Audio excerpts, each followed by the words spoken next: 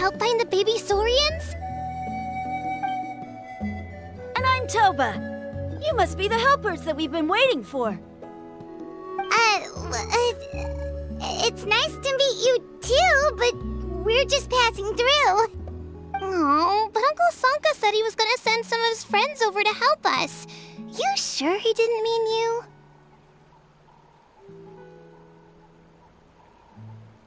Yeah, sorry. Whatever this is about, it sounds like you've got the wrong end of the stick. Wrong end of the stick? Darn it! We've been tricked, Hoonie.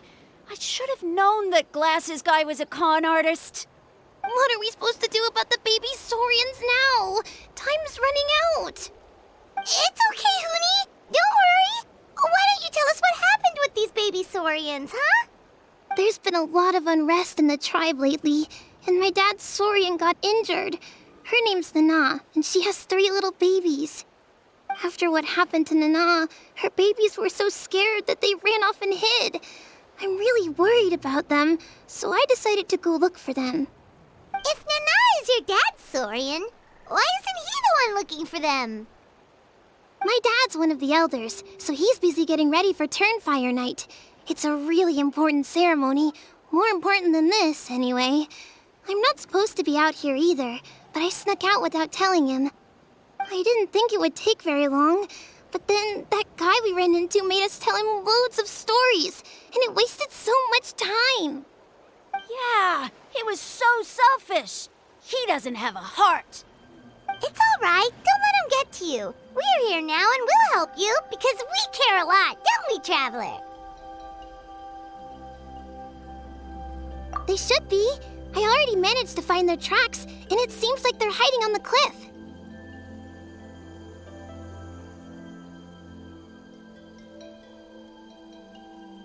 Really? Wow! Thank you so much, Miss Traveler and Miss Paimon. Awesome. You gotta be careful out on the cliffs, though. They're really steep. Even grown-ups have trouble climbing them.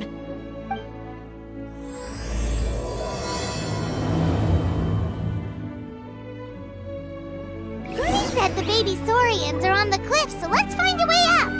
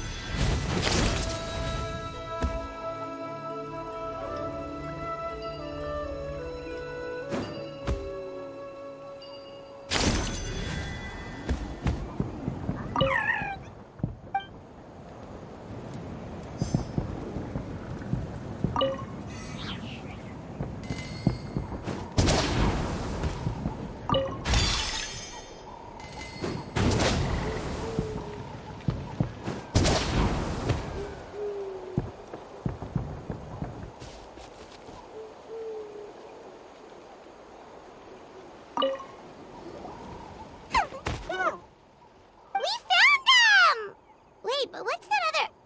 a how? Well, if it isn't the gruesome twosome who wormed their way into our servant circle of friends. Still awestruck from the last time we met? Would that be why you hastily scrambled up here to pay your respects the moment you saw us? I suppose we can't blame you. Such is the spell that our majesty casts on our minions. Very well. You heathens leave us no choice. The almighty Dragon Lord, Kahula How, shall grant you the audience that you seek. Come, pucker up. You may now kiss our feet. Wait, aren't you like Kenichi's sidekick? What the heck are you going on about? You're somehow managing to be even more annoying than the last time we met. Silence! Who are you calling sidekick? We are the Dragon Supreme, sovereign ruler of the Nation of Flame.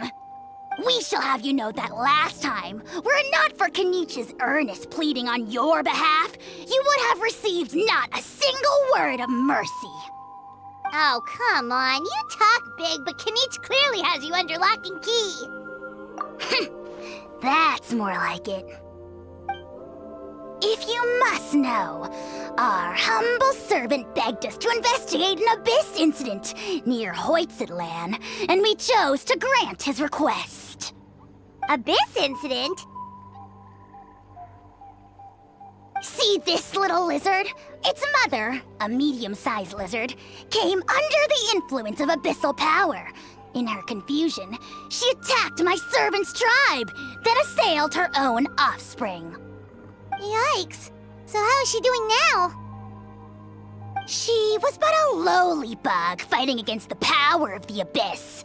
Naturally, she has departed for the Night Kingdom. Such a fragile creature. Apparently, she ended her struggle by leaping from a cliff. Leaping from a cliff? My dear anemic flying ant, as addled with questions as your head may be, please keep them to yourself and wipe that absurd expression off your face. We are the almighty Dragon Lord Kahula-How, not a wish-granting fountain. Anemic flying ant! You! Just you wait. Two can play at the ugly nickname game. We sense a faint abyssal energy. An evil sorcerer must be lurking nearby, but they are well hidden. If you encounter any suspicious outlanders, be sure to give them a robust interrogation. Suspicious outlanders? Wait, are you mocking us? Ha! How dare you cast aspersions on your ruler, heathen! You're just lucky that our servant has such vile taste in friends. Otherwise, we would beat you black and blue, and then purple, then black again! If you're not here to kiss my feet, then get out of my sight. Do not impede the work of the almighty Dragon Lord, Kahula-How! Potty mouth on that guy! I'm on his furious! Still, good to know about the abyss threat, huh? Wasn't expecting that. Let's not get sidetracked.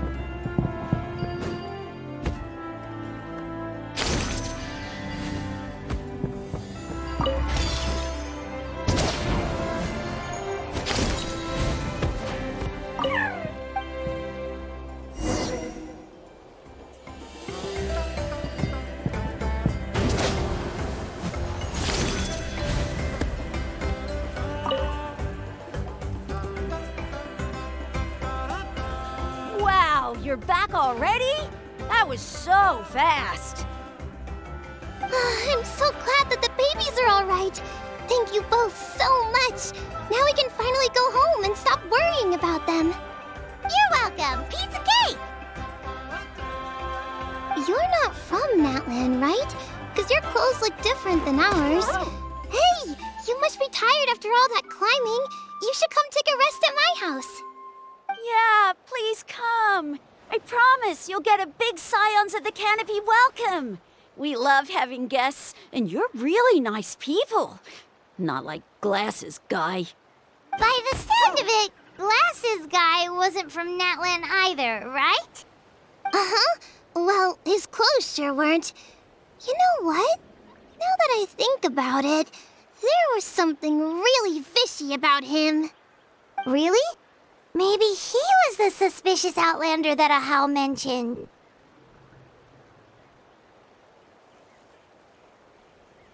Sure, if you're interested. Oh, let me think. How did the conversation go again? Oh, please, mister. I've told you so many stories already. When are you gonna help me find the baby Saurians? Just one more story. One more, I swear. Why don't you tell me more about that ball of fire? I heard that there was a huge transparent ball of fire that used to burn 500 years ago, 1,000 years ago, maybe even further back than that. Oh, you mean Turnfire. That's where the ancient name Mollypo comes from. Oh, wow. So it was the origin of an ancient name. That's impressive. Uh-huh. There's a story behind every ancient name. The legend goes that the Turnfire first appeared in the era of the Grand Alliance. It was used by the tyrant Och Khan to rule over Natlan and oppress anyone who opposed him. Turnfire is different from normal fire. If you get set on fire with it, you'll feel horrible burning pain from behind you, but you won't die from it right away. And whatever you do, you mustn't turn back to look at it. Why? What happens if you turn back? As soon as you turn around, poof! You get burned to a crisp. Well, good golly gee. I mean, it's one thing to singe someone's clothes, but burning people alive? That is a big no-no in my book.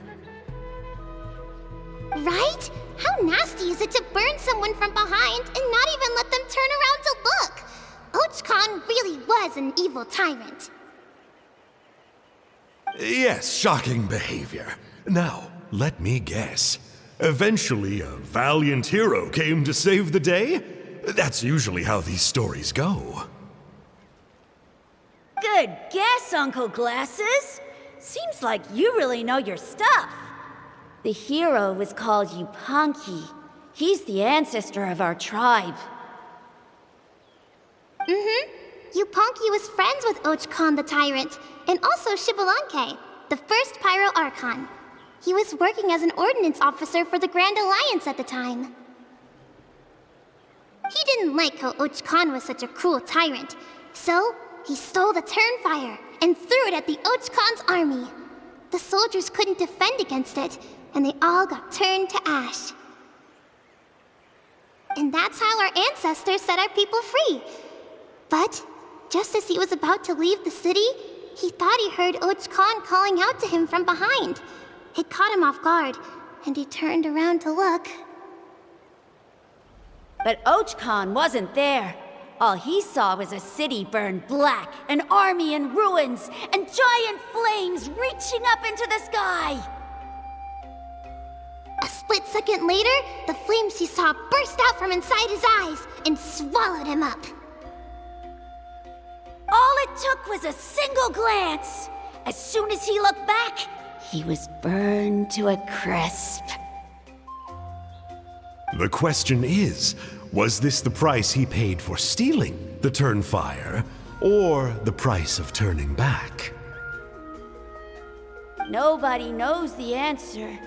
But the fire that consumed Yupanqui burned more fiercely than any other. It burned for 100 days until it burned a hole right through the ley lines. And then, the flame dropped into the deathly dark Night Kingdom, where it still burns to this day. The grown-ups say that it lights up the path that leads to the next life. But for the dead to be reborn, they have to accept the flames and be purified by the fire first. It's like a final look back at your life, where you have to answer for everything you did. Anyway, that's the story of Yupanqui's Turnfire. Ah, a fine parable indeed. So, is it true? Is it really possible to find this fire in the Night Kingdom? I don't know. I think it's just a story. Either way, I assume this name has been passed down in your tribe ever since? Sure has. It went to Burkina, the hero that we celebrate on Turnfire Night. But that was 500 years ago. Yeah, and now it belongs to Kinich. So we often call him Malipo Kinich. Kinich, huh? All right, Uncle Glasses, that's enough stories. Now, can you please go find the baby Saurians for us like you promised? I would, but doesn't the legend of the Turnfire teach us not to look back? Let's not go dredging up the past. Tell me more about this Kinich guy. One more story, I swear. Starting now. No? Careful, Toba. You look dangerously close to cursing me out right now. Tut tut, we can't have that. Cursing is for grown-ups only. Uncle, you'd better not be trying to trick us, or the Turnfire will get you when you die. How would it get me if I'm outside of Natlan? Uncle Glasses isn't from here, you know. Unlike you. Huh? Wait, is that?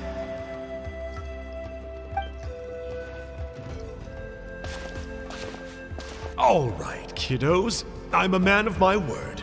2 of my friends are on their way here, and, yeah, they'll help you out on my behalf. Work them like dogs, okay? That's what they're here for. Don't go easy on them just for my sake. Really? Well, first, can you tell us your name? We met at the foot of this cliff, so beneath the peaks, let's go with Sanka. Seriously? If you don't believe me, turn around and see for yourselves. They're right behind you. Huh? Where? Oh, wait! Uncle Sanka, where did you go? Yeah, definitely a fishy character. It sounds like he was digging for info about the ancient names. Yeah, and not only that, but he betrayed us too. He'll pay for this. All he got out of us was some stories, though. What's the worst that could happen? Traveler, maybe we should go tell Kanich about this. Ahau says he's investigating it, but he's a bit of a loose cannon. We probably shouldn't take him at his word. Huh? You know Kanich? Not very well, but we have met him before, and one time we had a meal together. Aw, man, I'm so jealous. I never even spoken to him. He's so cool. He's the Saurian hunter, and he has a really awesome ancient name. Me neither. I don't think my dad really likes him, though. He always tells me to stay away from him. Probably because of that little creep he always hangs out with. He's nasty, and he's so full of himself. Oh, the creep who calls himself Kahul Ahau? Yeah, we've had the pleasure of meeting him too. He sure loves pushing people's buttons. Exactly. I don't know why Kanich partnered up with him. Why didn't he pick me instead? Uh-oh! Hoonie, look how late it is. We've been out way too long. We better get home now or we'll get yelled at. Oh, yikes. You're right. Okay, well, this path here leads to our settlement. If you decide to visit, remember to come to my house. If there's anything you need, my dad can help get it for you. Hope to see you soon. We gotta run. Bye for now.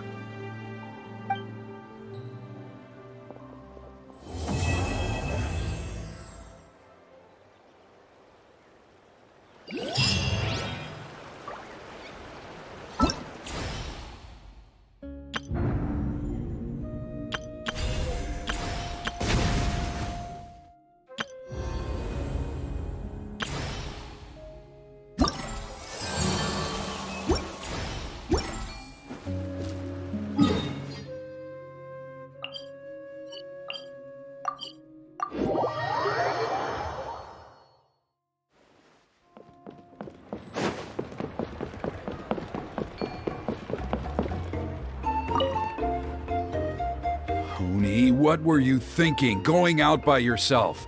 Don't you know how dangerous it is? It's okay. Toba helped me. And we met some kind strangers who helped us, and... Kind strangers? What made you so sure they were so kind, huh? Oh, I suppose they had kind stranger written on their foreheads? Yeah, actually, they did. In big, bold letters. Don't talk back to me. The Mountain King problem still hasn't been solved. What would I do if I lost you too? No dinner for you tonight. They were good people, Dad. Dinner or no dinner. Hello again, Hoonie. It's Miss Paimon and Miss Traveler! Dad, it's them! They're the ones who helped me! And I promised we'd take care of them if they came to visit. Oh, so you're the kind strangers. Well, I'm Trinidad. Apparently, you helped my daughter today, so if there's anything you need, just ask. As an elder of the Scions of the Canopy, I've got some influence around here. Now, I trust that you're sensible people who know better than to take advantage of their host's generosity. Yep, just helping a neighbor. We're not looking for anything in return. Oh? Well, let's hope so. Dad, please! They're not bad people. They've eaten at the same table with Kanich before. Be nice to them. Kanich! Wait! I heard that two mysterious travelers from afar showed up at the Stadium of the Sacred Flame. Are they you? And Paimon's the other. I do apologize. A lot's been going on in our tribe lately, and I suppose the pressure must be getting to me. I can't believe I was so rude to you. I feel ashamed. We got off on the wrong foot. Can we, start over? Oh, now we're talking. Seriously, though, don't worry about it. Already forgotten. We're just happy to see Huni got home safe and sound. Oh, you just arrived, I take it, and it would be my honor to give you a hero's welcome tonight. Careful now. That's quite an about face. We've heard that kind of thing can lead to spontaneous combustion around these parts.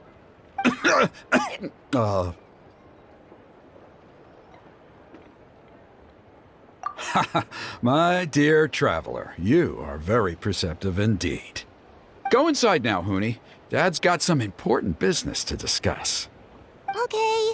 Look after Miss Traveler and Miss Paimon. They're very special guests. Well, we'll hear you out, but we can't make any promises that we'll be able to help. Well, this is a matter of utmost importance. Please, allow me to explain. For many years, our tribe has celebrated the Turnfire Night. It is a traditional ceremony among the Scions of the Canopy in which we remember our ancestor, Burkina, and his companion, Kangamato, the Mountain King. Burkina was a hero who bore the ancient name Malipo, and Kangamato was a powerful Yumkasor warrior. Together, they fought against the Abyss. They were victorious, but it came at a great cost. Burkina paid with his life.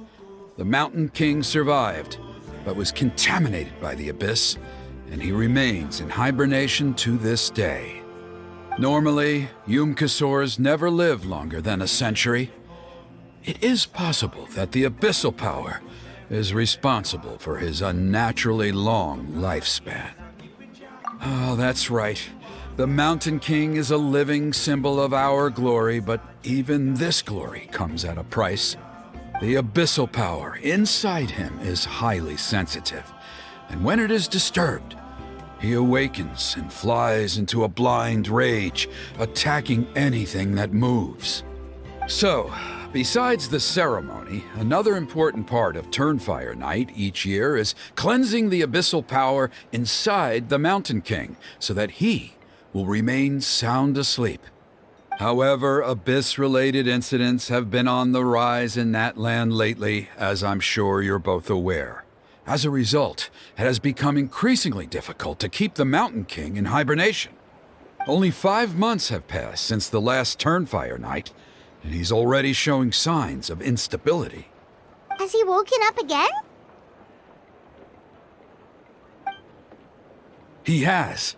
We managed to contain the situation by performing a makeshift ceremony right away, but it was a close call. He could reawaken at any moment. Also, he attacked and wounded my companion, Nana, during the ceremony. She became contaminated by the Abyss as a result, and... We heard. Such a tragedy. We're really sorry for your loss. Yes, and Nana wasn't the first.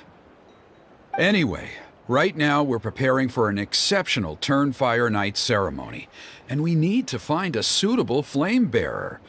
From what I've heard about your adventures, I believe you would be perfect for the role.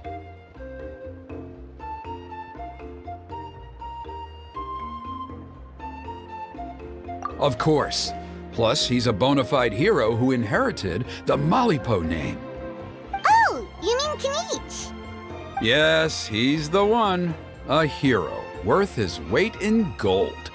And unfortunately for us, he's all too aware of that. No prizes for guessing what he said when I asked him to host a Turnfire Night outside of the annual schedule. An exceptional ceremony? Oh, I'll have to charge an exceptional price. I swear, no other concept exists in that boy's brain.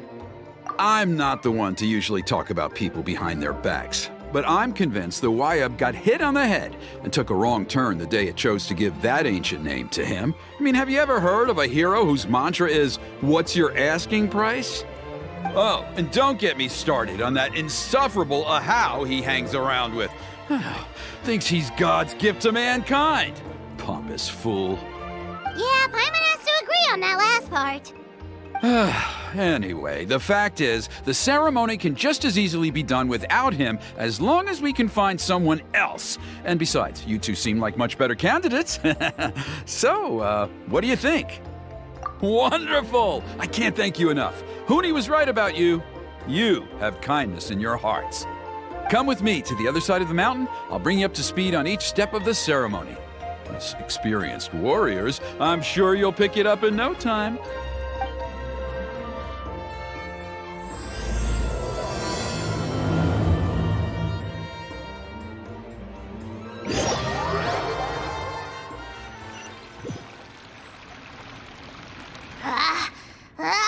Achoo! Curses! Who dares insult the great Kahula How behind his back? Oh, great Kahul Ahau, bless you. Shut your filthy mouth, worm of the abyss! Your putrid words defile the air we breathe. You make the almighty Dragon Lord, Kahula How, sick to the stomach! Speaking as a member of the Abyss Order, that's music to my ears. Exactly the kind of reaction we're going for. But on a personal level, I gotta say, it's pretty hurtful. Ugh, never have we heard such brazen blustering from someone who is inches from death! Up yours, Four Eyes! We spit in your face! Okay, well, that I am at a loss to explain. How do I manage to stay so chirpy and cheerful? I can only guess it's some kind of powerful magic. But I digress. Mr. Kinich, I admit it, you, sir, are a legendary hunter. Still, the only reason you caught me is that I was reluctant to run away. You see, I'm very interested in the lore of your tribe. Kay. Is that it? Kay? Aren't you intrigued to know what it is about you guys that prompted a visit from the Abyss? It's the extreme sports! The other day, I narrowly avoided getting hit by a very brave soul who just leaped off a cliff. I think you call it bungee jumping? Anyway, I was very impressed. That is what I call embracing the spirit of adventure. Look, I even did a painting inspired by the bravery and freedom of the scions of the canopy. You scum-sucking swine! I swear, if you go bungee jumping, it'll be without a rope! Head first off the tallest cliff, with a band of hunters on your tail, and nowhere left to run, and a bottomless cesspit waiting for you on the ground. You say that, but I get the sense that Mr. Kinich isn't planning to take my life right now. On top of that, I'm tired of spying on you from afar.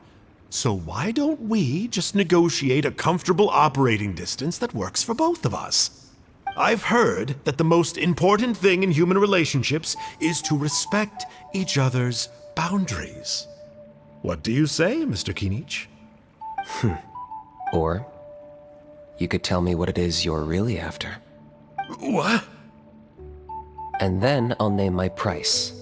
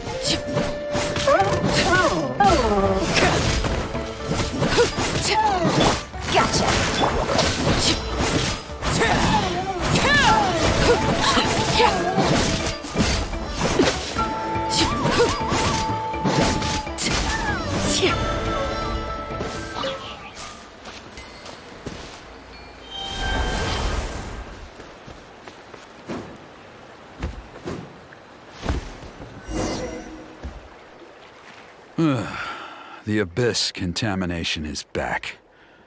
No surprises there. No doubt that explains the Mountain King's recent activity. See those torches over there? Those are the Sacred Flame offshoots that we requested from the Stadium of the Sacred Flame. They contain the power of the Pyro Archon. Are you saying that the Sacred Flame and the Turnfire are the same thing? Well, for ceremonial purposes, at least. Sending someone to the Night Kingdom to retrieve the legendary Turnfire isn't exactly an option. More to the point, though, the Sacred Flame is able to burn away abyssal filth, so that's why we use it in the ceremony. Gotcha! So basically, we just need to clean up the filth with the Sacred Flame. Well, that's one part of it, yes, but the complete ceremony is a bit more complicated than that. First, the flame bearer must collect a kindling of the sacred flame from the starting point, then use a grappling hook to fly up into the sky and light each of the sacred flame pillars. Then, they must go down into the canyon, all the way into the cave where the Mountain King slumbers, lighting braziers and the final altar along the way. The most skilled flame bearers can accomplish all of this without touching the ground once. As much as I hate to admit it, Kanich is capable of this. Wow! He can do all that flying without ever falling to the ground? Well, of course Paimon can. It'd be much harder for you guys. Well, don't worry. It's not a requirement of the ceremony. You're allowed to touch the ground. The only thing you're not allowed to do is turn back. The flame bearer must always keep moving forward. You can't skip a pillar, then come back to it after lighting the next one. To do so would be to disrespect our ancestors.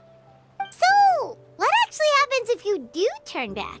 Surely the fires don't just go out.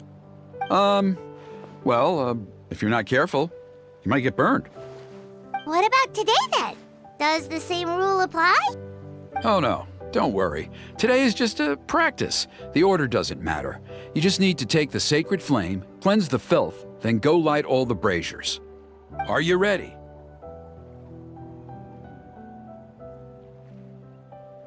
I'll repeat all the key points again.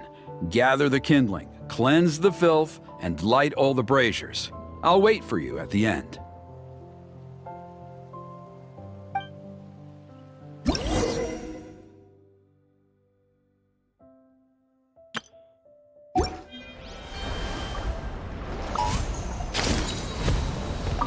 Alright, let's use this kindling to complete our mission.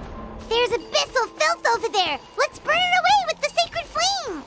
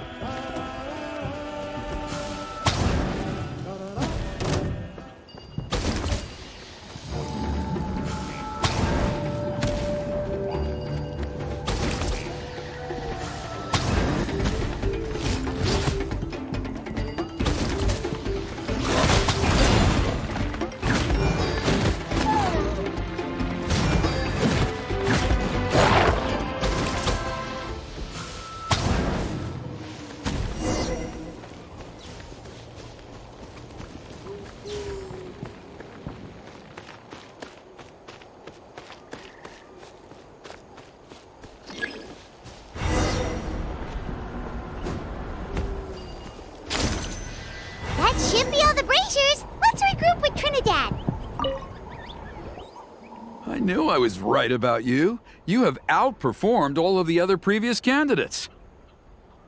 If there was an ancient name for outstanding flame bearers, I'm sure the Wyab would consider you for the honor. Yeah, although it would probably take Paimon quite a bit longer. All right, now there's still a few days left until the ceremony, and I should probably get back so I can inform the chief and the other elders that I have found the flame bearer we need. Oh, you mean they've still got to sign off on it? Some of them are still hoping we can come to an agreement with Kanich, but that's only because they haven't seen you in action. Still, I'm the one responsible for securing a flame bearer, and my recommendation is you. Just for Paimon's own peace of mind, are you sure it's not going to be a problem having Outlanders take on such an important role in your ceremony? See that place over there? There was a time, long before the age of Burkina and the Mountain King, when we, Scions of the Canopy, called that our home. After a period of upheaval, our ancestors were forced to move away. Now, it has become a place where our youths go to develop courage and kindle a spirit of adventure. If we fail to keep the threat posed by the Mountain King at bay, it might not be long before we have to move again and find a new home. So, to answer your question, I think everyone will agree that you are the right choice. Fair enough. Desperate times call for desperate measures. I'll need you to drop by my place at some point before the ceremony, if that's all right. There are still a few final details that we need to discuss. Okay, see you later then. You have my gratitude.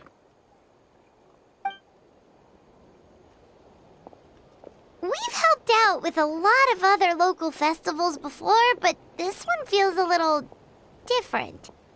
Anyway, let's take a break before heading back to Trinidad's place.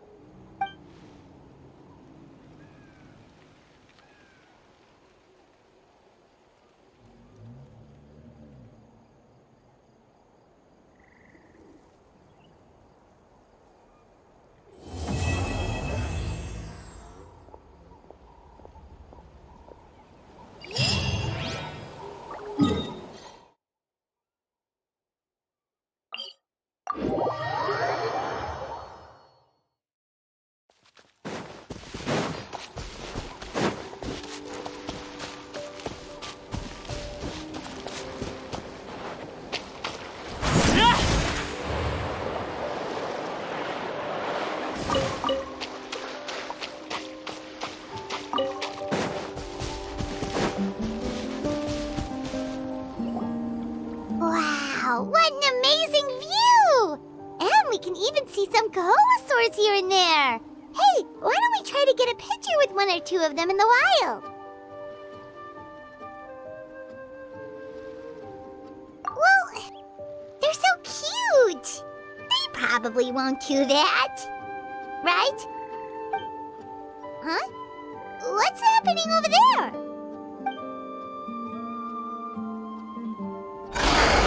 Help! Somebody help us! Ah! Wild Kaholosaurs are actually biting people! Yeah, those two are in trouble!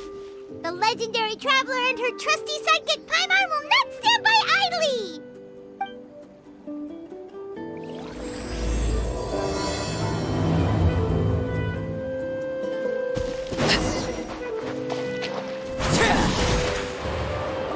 Get back! Don't panic! Hang in there! Finally! Someone's coming! Please help us! Quietly now.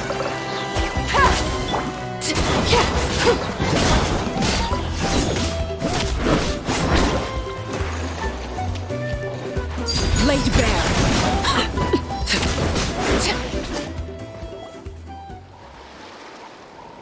Judging from your clothes, you must be scholars from Sumeru, right? Yes, I'm Karya, and this is my senior Baramdra. Thank you so much for saving us. That was a little too close. Don't mention it! Handling these sort of things is practically second nature to us by now. Paimon is Paimon, and this is the Traveler! Still, it seems that all the Kaholosaurs just ran off. We need to capture at least one alive. Capture one alive? Correct. Say, I can see you are very skilled at dealing with them. Do you think you could use me as live bait to help us capture one? I will pay you for the efforts. Well... Apologies. Varamdra has been hyper-focused on his research. So please, don't be too hard on him. Oh, no worries. But why did you approach a whole group of wild Kaholosaurs, and what's this talk about capturing them? Paimon's pretty sure that's not what they're trying to do. I'm sure we must look very silly. The fact of the matter is that we're searching for a mysterious island from a certain legend. It's said that a very important clue about the island can be found on Kaholosaurs, so approaching them without the help of a guide from the people of the Springs was certainly an unwise choice on our part. A mysterious island? Yes. There is a legend from the people of the Springs that mentions a mysterious island, and Varamdra believes the key to his research can be found there. Are you certain you two won't consider my proposal to capture one? Some proposal? There's no way we'd be willing to use a person as live bait! Then I suppose discussing it any further will just be a waste of time. I must come up with another solution. Varamdra! Oh, all right. You did rescue Karya and I just now, and I suppose I should express some gratitude. Thank you very much. A little awkward, but Paimon will take it. We should move on, Karya.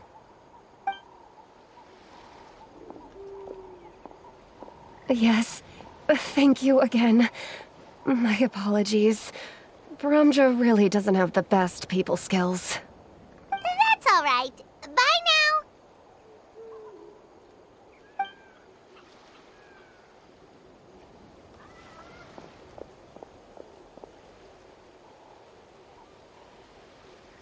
You really don't see a pair of adventurers like those two every day. But anyway, Paimon's really curious about that mysterious island that lady just mentioned. Yeah, who knows? There might be treasure! After all the amazing places we've explored during our adventures, finding some mysterious island should be a walk in the park for us. Oh, you're right. The lady mentioned that the mysterious island is related to a legend of the people of the Springs. So maybe we can start by asking some of them about it. Time's ticking, let's get started on our next adventure! But the real question is, who should we ask?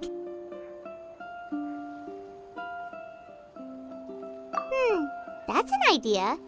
If anyone, the chief of the tribe should know the details.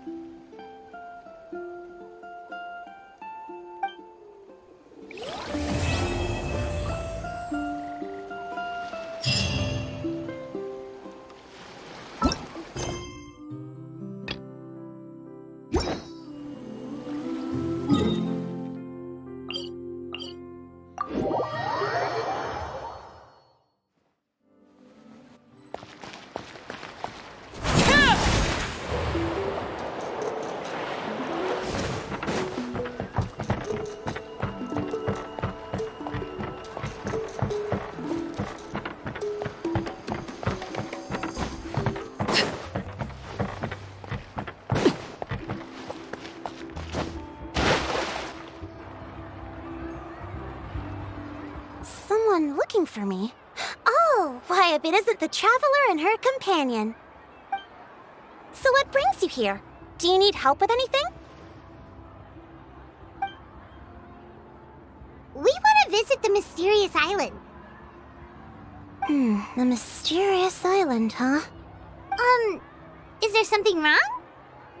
I'm assuming you two are already aware that this island is related to a legend of my people. Yeah, but now that you mention it, we don't know anything about the actual legend yet. Then allow me to explain it to you two.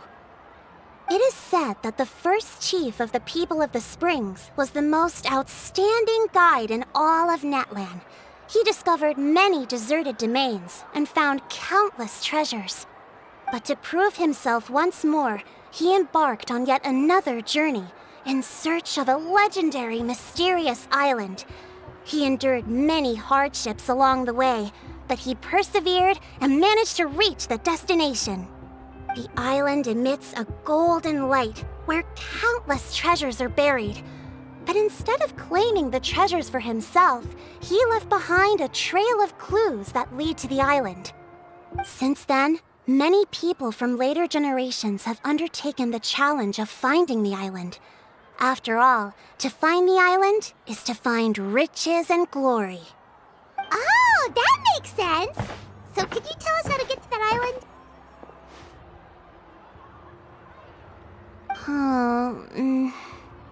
Oh, Paimon gets it. This is like a big secret for the people of the spring, so you can't just tell anyone, right?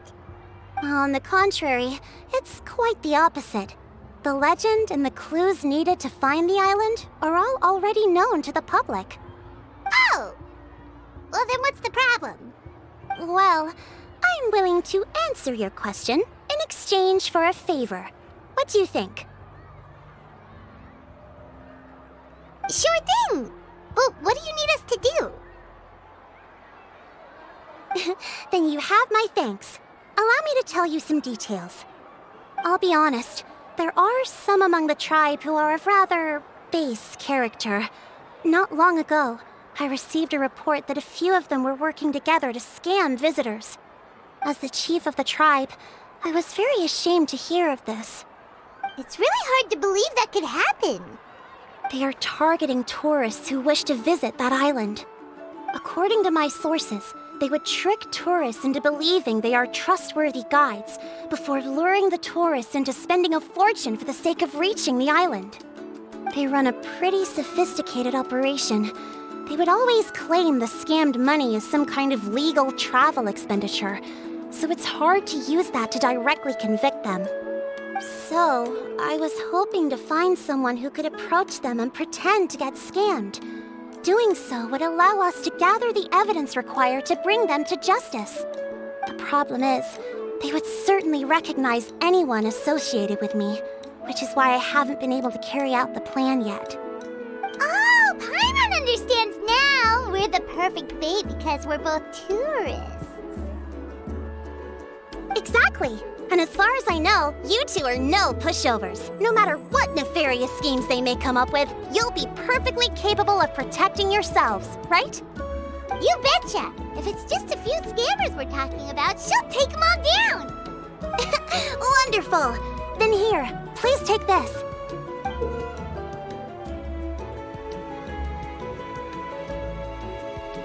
Whoa, that's a lot of Mora! Did we already earn a bonus? There will be plenty of rewards if you manage to catch those scoundrels.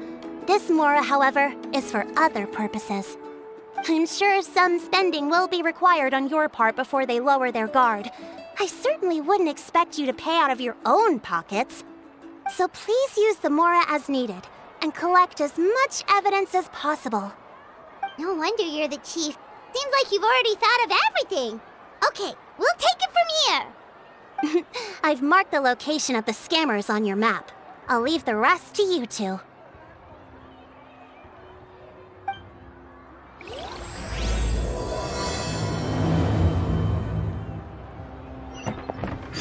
The hot spring is a harbor.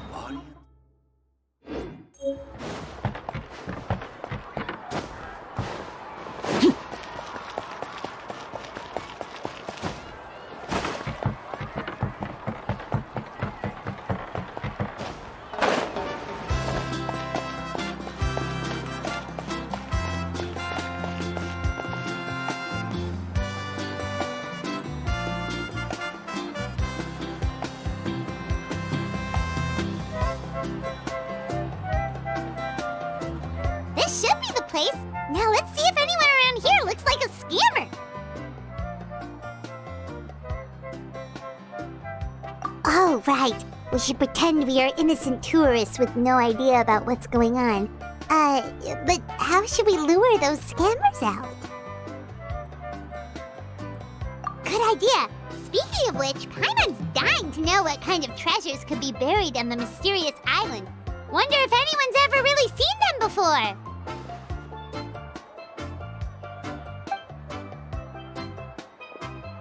Ah! Are you two visitors from afar looking to visit the mysterious island? Oh, looks like we managed to lure them out already.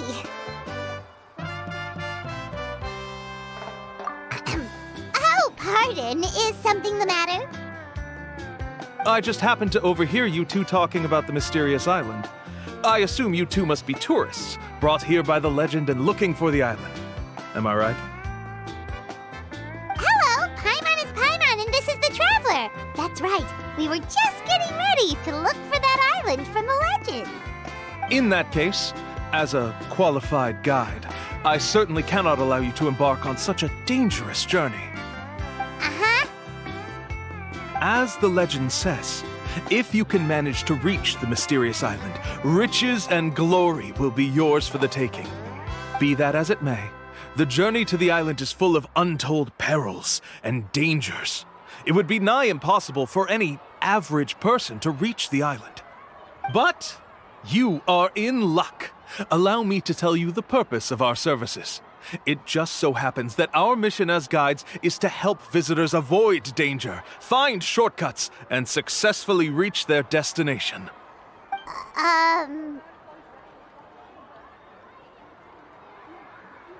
Please, there's no need to worry.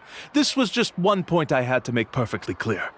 Although the legend and the clues to finding the island are known to everyone, the leads left behind by our ancestors are as enigmatic as riddles found on a lost treasure map.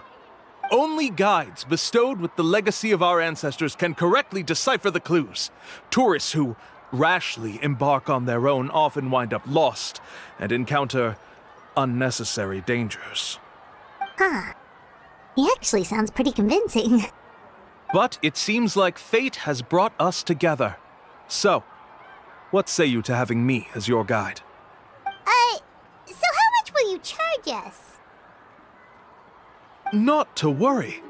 I don't intend to charge any fees. So you'd be working for free? For us, people of the Springs, guiding guests to the mysterious island is a great honor in and of itself, worth more than any amount of mora. Smooth. Paimon almost wants to believe him.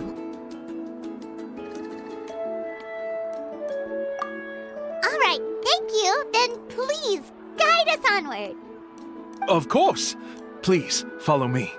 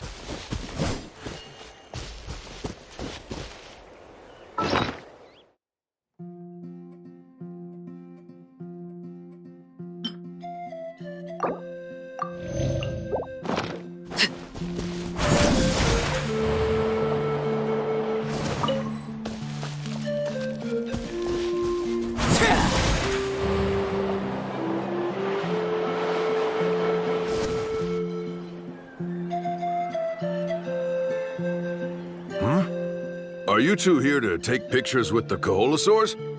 Really? Can we? Ahem. Huh? Oh, you two must be here to seek insight from Atta, right? Atta? Insight? Shh, not so loud. Openly saying their name in such a manner will only cause them to loathe you. I apologize for not explaining earlier.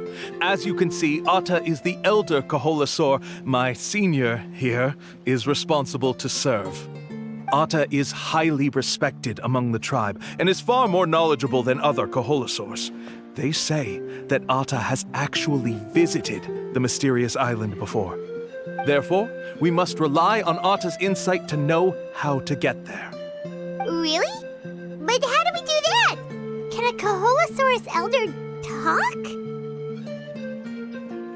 You need only slowly approach Atta. Once Atta has confirmed your scent, they will provide their wise insight.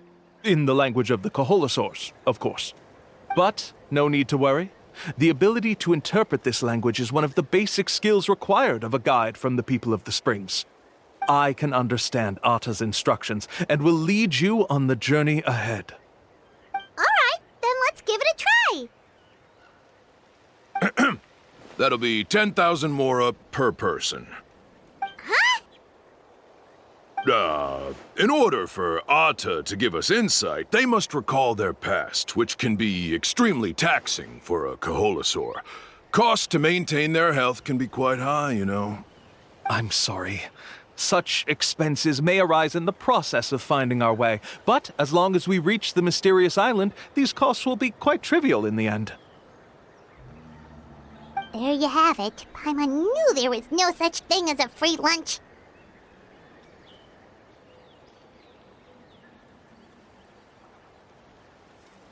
Oh, Paimon has an idea. She bets they've just made up all that stuff about the talking Kaholosaur. But if we can get a receipt, that'll be proof that they're scamming tourists. With that kind of evidence, there'll be no doubt they're guilty. What's taking them so long? Well, what do you say? I'll even throw in a group photo of you two with Atta. You won't ever find another deal like this.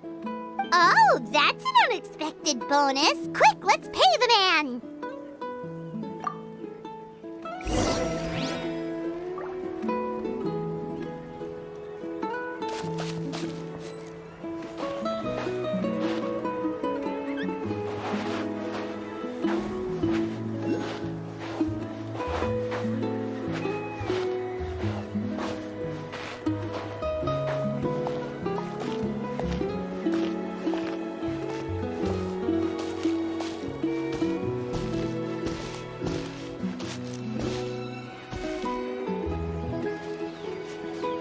Whoa, Atta really didn't try to bite us at all. You can also pose now if you'd like a photo together. Okay.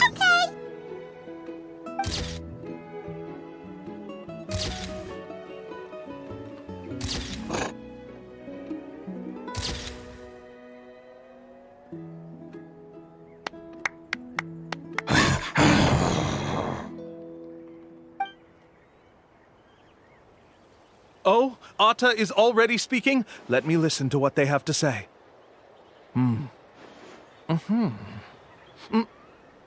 Oh, I see. Could you really get anything from that noise? Of course! Like I said, only a guide like me can understand their language. Let's follow Atta's instructions and proceed to the next area. Here's your group photo. I even packaged it up for free. Any chance we could get a receipt for that? No problem at all. Here you go. Please, come with me. We still have a lot of the Chief's Mora to use. Why don't we keep up the act and gather some more evidence? Paimon's curious what other tricks these scammers are using.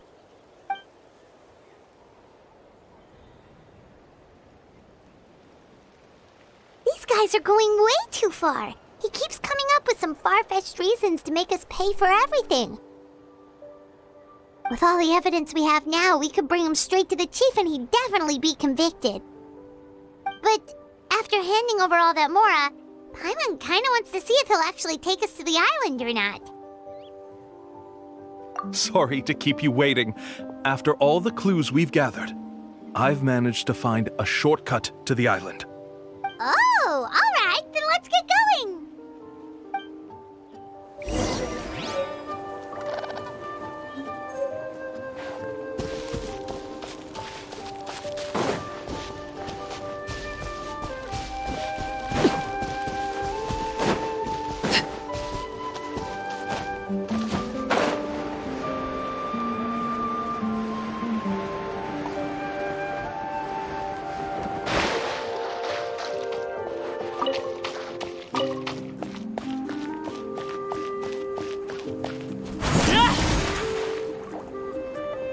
This is the spot.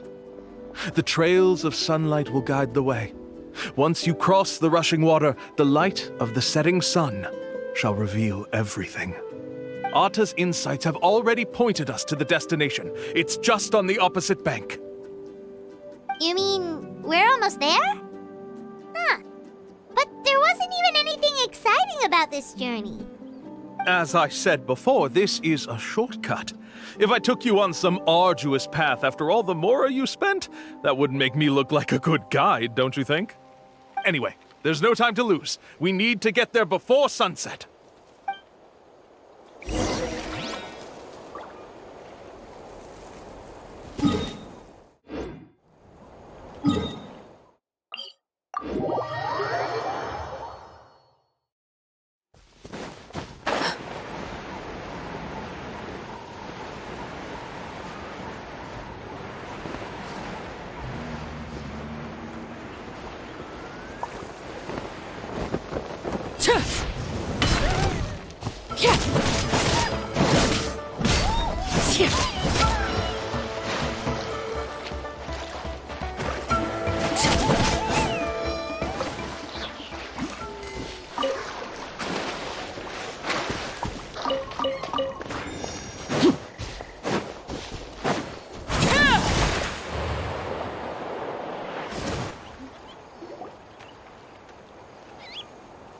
According to Atta's insights, this is the place.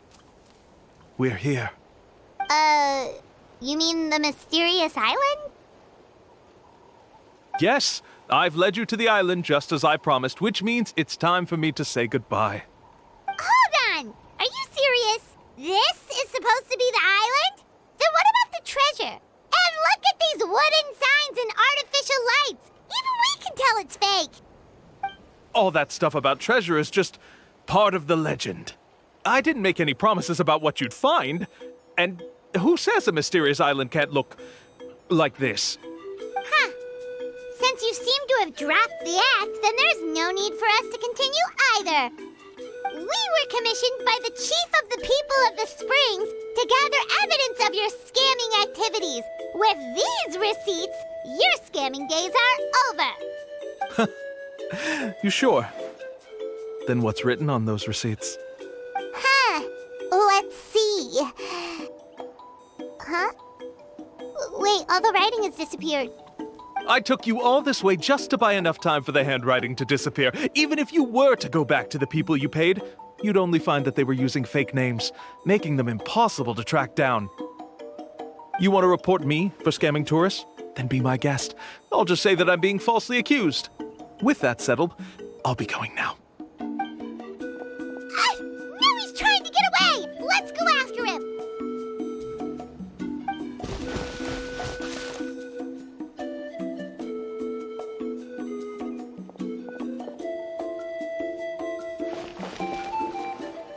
It's the chief!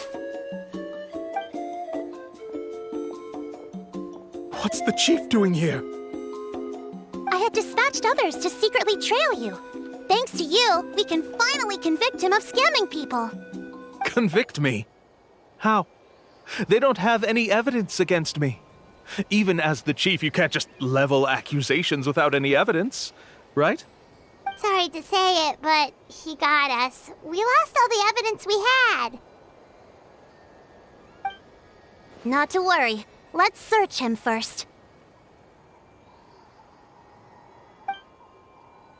Hey, what are you doing? Keep your hands off me! That's my Mora!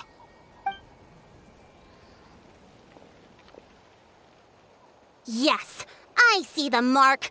Looks like you already split the Mora before you let them here. What do you mean? The Mora that the Traveler and Paimon were using today were all provided by me. They all have a special mark on them. You... So, there must be an explanation why the Mora that should have been theirs ended up in your hands, right? There are no receipts to prove that any transactions took place, and you yourself just denied that there was a scam. So did you then take the Mora from them by force? Take Mora from others by force? Oh, that's an even more serious crime than scamming! You... Ugh. All right. Sure, I admit that I coaxed them into spending a few times, but I wouldn't go as far as calling it scamming. We have witnesses standing right here, you know. Fine. Yes, it was all a scam. Woohoo! No wonder you're the chief of the tribe! I still don't understand how so many people have been getting duped by them. You need only stop and think for a moment to see through the whole thing. If he claims to be able to find a shortcut to the mysterious island, then why hasn't he just gone there and claimed the treasure for himself? Why even bother guiding others there? That's a good point. Speaking of, have any guides from the people of the springs ever found the treasure of the mysterious island? I can answer this question along with your previous one about how to get there. The answer is actually very simple. There is no shortcut to the island, and most people don't even meet the requirement to ever reach it. If you don't meet this single condition, then even guides from the people of the springs, despite all of their abilities, will find it difficult to overcome the obstacles along the way. Which is exactly why, even though the clues to the mysterious island are open to the public, few have ever made it there. There's a requirement? What is it? Let me ask you something first. What do you think a real journey to the mysterious island should be like? It should probably involve overcoming a lot of hardships with your companions before witnessing some breathtaking sights, uncovering a really touching story, oh, and scoring some super cool treasure at the end. And therein lies the key point. Overcoming hardships with your companions. It's said that when the first chief set out to search for the island, the ones who accompanied him were not clients nor tourists, but his closest friends. The legend also mentioned that only those willing to entrust their lives to one another will be able to reach the island together. Therefore, the requirement to reach the island is journeying with your closest friends, the kind of friends you would trust with your life. So that's the key. From what I can see, you and Paimon are exactly those kinds of friends. The kind that would trust each other with anything. But unfortunately, neither of you are experienced guides. And if you were to hire someone else, then I'm afraid you could probably never place your lives in the hands of someone you met on a pure monetary basis. That's true. But don't feel discouraged. I believe that this beautiful land that I call my home will not disappoint you. Whether it's remote islands or ancient ruins, I'm sure they can also provide you with plenty of exciting adventures. And let me tell you a secret. The elders once told me that beneath these very ruins lies a way to reach the sky. Or maybe someone already discovered that. No matter. If you two want to go adventuring elsewhere, I can also give you some suggestions. Yeah, thanks for that. But knowing us, we don't give up so easily even when a place is supposedly impossible to visit. Oh, I can understand. I won't stop you if you're still interested in finding the island. I just recommend finding a guide first who you could trust with your lives. A guide we could trust with our lives? Oh, who knows when we'll meet someone like that around here? Oh, we could go find Mualani! It appears you've already made up your minds. Then I'll be taking my leave. My assistants will pay you for all your help. Thanks again. Okay, bye-bye!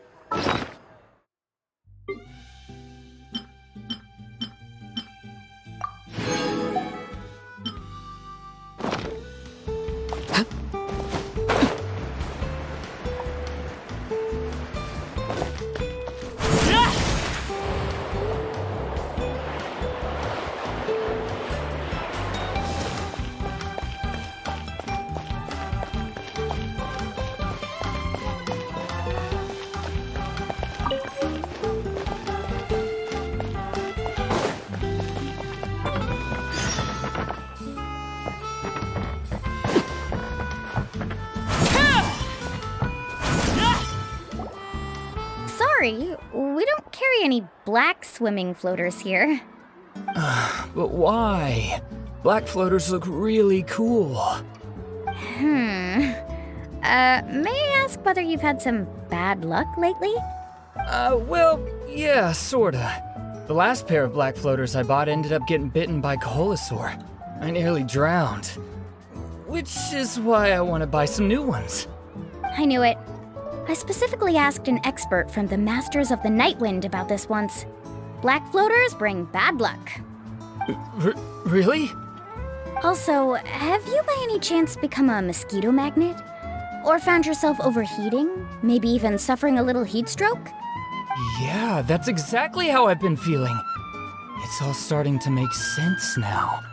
In that case, I'd recommend either pink or blue swimming floaters. According to the experts, bright colors can not only lift your mood, but also bring good luck. I'll even offer you a discount if you'd like. Just see it as a way of celebrating your luck taking a turn for the better. You'd really do that? Then I'll take one of each. You got it. Ahem. Well, hello there! If it isn't the Traveler in Paimon. It's been a while, Mulan.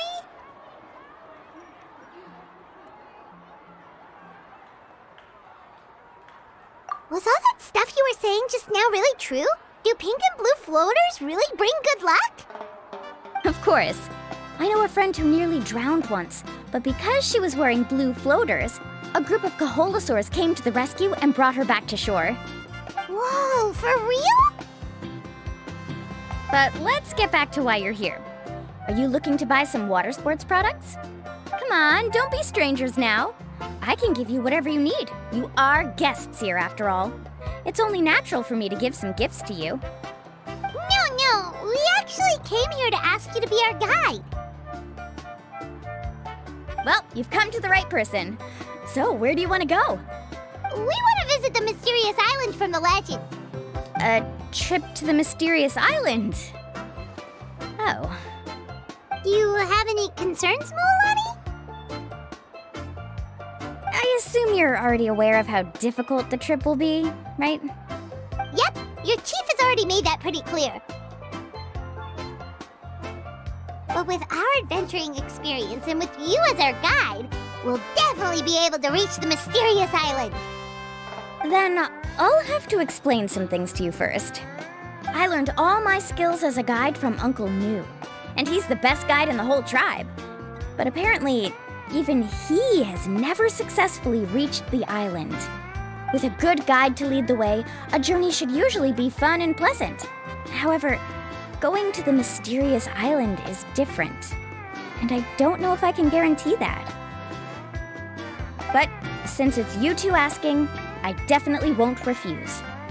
It's just my duty as a guide to explain these things before I officially agree to go on the journey. Paimon thought this would be a piece of cake for you, but it seems like we're actually asking a lot. Paimon will feel really guilty to make a friend go through a bunch of trouble just for the sake of finding some treasure.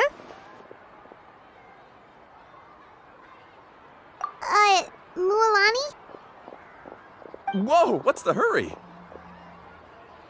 Come on, what are you waiting for? Kolo just got back to the tribe. I heard he found another underground ruin full of treasure. Oh, Kolo's back. Wait for me.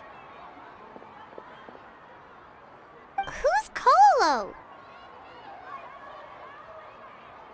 Oh, he's currently ranked as the #1 guide in the People of the Springs. Besides the tribe's first chief, he's the only other guide who's ever made it to the mysterious island. Really? He's always out and about, so we don't get to see him often. Sounds like this is quite an occasion, though. Let's go check it out. Let me put up the closed sign first. Okay, come with me.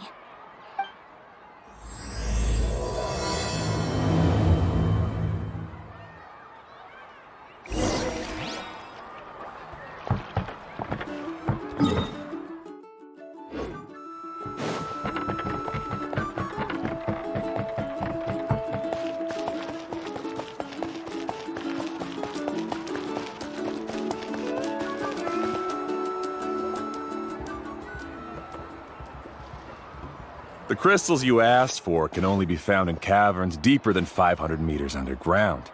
Here, have a look for yourself. As for the people you asked me to take along, they almost all got lost in a cave. Out of my sense of duty as a guide, I brought them all back.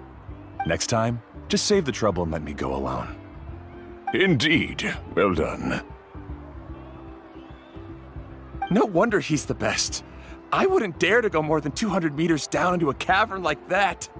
I wonder how much he made this time. Whoa, it really does sound like a super amazing guide. Do you think you could get some pointers from him, Mulani? Who knows? Maybe he could save us some trouble on our trip to the mysterious island. Ko'olo always treats his experience like trade secrets. He never tells anyone anything about being a guide. Oh, okay. But one day, I'll also be able to reach the island. That's him, right? Do you really think you'll be able to get his help? Allow me to do the talking. You must be the top guide of your tribe. I have a commission that I hope you'd be willing to consider. That guy sure looks familiar. Oh, aren't those two the scholars from Sumeru who are bitten by the Koholosaurs? They also wanted to go to the mysterious island, right? Seems they finally realized that they need a guide. A commission? Since you've obviously heard about my abilities, have you also happened to hear about my rates? If you're not intimidated by the price, then we can talk. Yes, I've looked into everything I need to know. As long as the trip is a success, then the commission fees won't be a problem. Oh? And where is it you want to go? The mysterious island. Just as Paimon thought.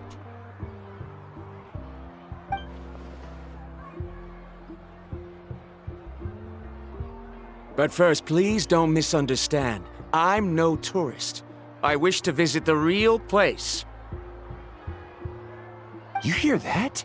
He wants to go to the island. In that case, Ko'olo's the only one for the job. But the journey to the island requires a lot more than just a guide, right? Since you want to visit the real mysterious island, then I'm sure you've also heard about the requirement for our trip, right? Yes, I know. According to the legend, only those who are willing to entrust their lives to one another will be able to reach the island together. I must reach that island, even if that means putting my life in someone else's hands. I have made up my mind. Don't waste your words on me. The way I see it, the requirement is just a way to weed out those who do not have the skills to reach the island by themselves. You say you'd put your life in somebody else's hands? Ridiculous. Even if someone were to trust me with their life, they'd just be another burden. Let's look at it the other way around. Why would I place my life in the hands of someone whose abilities are far below mine? That is what the legend is really hinting at here. Many guides in the tribe have received commissions like this, only to end up bogged down by their incompetent clients long before reaching the destination. How do you think I reached the mysterious island? I made it because I chose to go alone. Well, I'm different. I'm no ordinary tourist.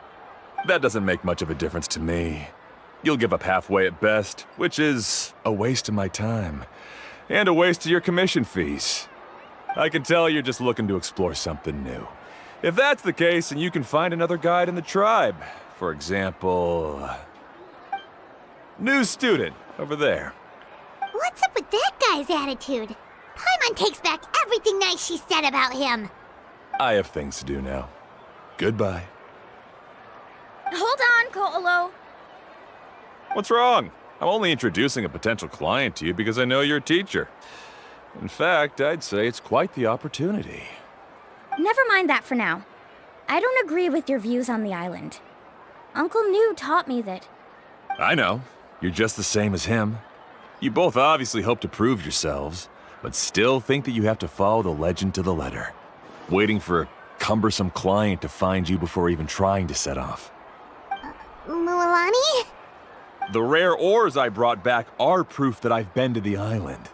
But as for New, where's his proof? Why don't you wait until he's actually found the island before you start using his views to refute me?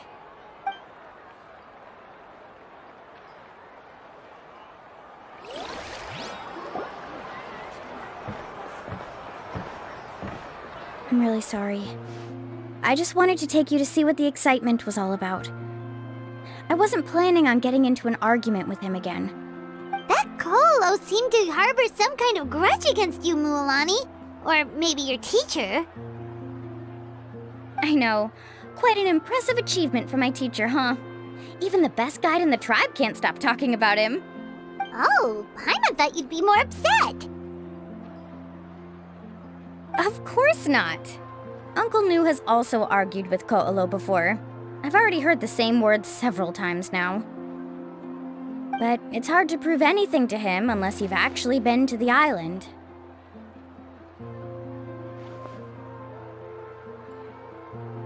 That's right. It's just that I've always seen the journey as something super important and not to be taken lightly. I was really surprised when you asked me to be your guide today. After telling you about all the dangers with such a serious face, I didn't make you think that you're causing me trouble, did I? Actually, Paimon did think about taking our invite back. No, please don't do that. Actually, that is also a part of what Uncle Nu taught me as a guide. The difficulty of the trip is the very first thing that needs to be clearly laid out to the group. If you want a chance of reaching the destination together, you must first reach a consensus on the amount of effort that will be required. I always felt that my teacher is no less skilled than Koolo. But Uncle Nu has never been to the island, so Koolo always uses that to push us down. So, as Uncle Nu's student, I've always wanted to complete the trip to prove his skills. It's a pity that I've never had the chance. But don't you have that chance now, Mualani? If you'd agree to be our guide, we're completely willing to trust you with our lives. With the help of the renowned traveler and her trusty companion, you'll definitely be able to find the mysterious island. Then you can come back and teach that Koolo a lesson. Oh, Paimon. Come on, bring it in. Aw, you're making Paimon blush. Alrighty then. If we're gonna go, we should start preparing right away. I've already had the plans for this trip written out for some time. Come with me. Oh, it's that scholar guy. Paimon almost forgot he was still here. Scholar guy? My name is Varamdra. Please use it. I didn't expect to see you again, Traveler and Paimon. Oh, and it's that lady too. Hello again. Excuse me, Miss Guide. Since we've been referred to you, would it be okay for us to join your journey? I'm Mualani. Just call me by my name. As for whether or not you can come along, I'm sure you've already heard the requirements. We've only just met, and I'm not sure you're cut out for this trip. The path to the mysterious island is a grueling one. Oh. I admit that after coming to Natlan, I've encountered many things outside of my field of expertise. It's understandable you're worried that we'll slow you down. So how about this? We'll set off with you as ordinary travel companions, and I'll pay you the usual commission fees. But we won't officially be your clients. In other words, you needn't shoulder the responsibility of being our guide. And even if something were to happen to us, your reputation as a guide won't be tarnished as a result. How does that sound? If you accompany us, then you are a member of the team. I could never agree to such a careless deal. Oh, don't tell me you think I'm the same kind of person as Koolo. So you still refuse? Fine. Kariel, put the more for the return trip in your backpack. Without a guide, the road ahead may be dangerous, so please don't follow me. Varamdra? Now he wants to go alone? Why is this guy so obsessed with that island? Wait! Please don't do this in front of a guide. I can't let a tourist go on some dangerous journey all alone. Even my sweet mom would give me a harsh scolding if I ever let you do that. I'm so sorry for the trouble. Really. Don't say that. Although it'd be inappropriate to bring along two strangers I just met, there is another solution. How about this? Let's meet up tomorrow morning at the monument near the tribe's southeastern slope. I'll see you there. So you've decided to accept my offer? No. My plan is to use some of our time together to turn you from strangers into friends. The kind we can trust with our lives. That's your plan? Very well, then. Wonderful. On behalf of both Barandra and I, thank you so much.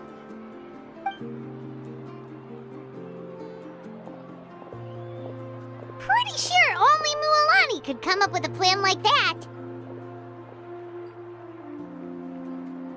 We need to get started on our preparations. Come with me.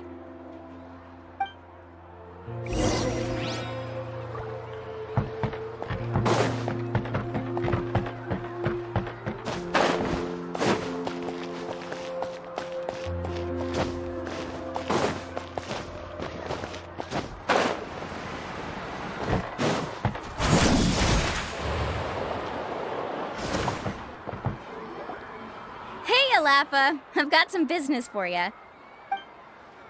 We've been over this before. The name's Yellowfath. I know. It's just that Laffa sounds so much cuter. Well, since you're the customer here, I guess whatever floats your boat. I need a camping tent with all the accessories. Only the best you've got. Another commission, huh? Just so you know, a full tent according to your standards is gonna be pricey. Is your client covering the bill? How much are we talking? Don't worry about the costs. I'll take care of it. Oh, but that's not right. Ahem. Let's make this clear, Traveler and Paimon. We're not working together like this is a hired commission, are we? Oh, no! We're traveling as close friends who trust each other with anything. That's what I thought. Honestly, I can be a little picky when it comes to camping equipment, and I don't want my friends to be paying for me. But don't worry, it's not that expensive. We're ready, Laffa. Your total is 200,000 mora. Isn't that still a lot for you, Mualani? Just imagine us in the wilderness, okay? We can either sleep out in the open, tired and weary, or simply spend a week's worth of pocket money and completely solve that problem. I'd say that's a great deal. You call that a week's worth of pocket money? Are you rich, Mualani? That's not important. We still need to buy some equipment from another store. Come with me.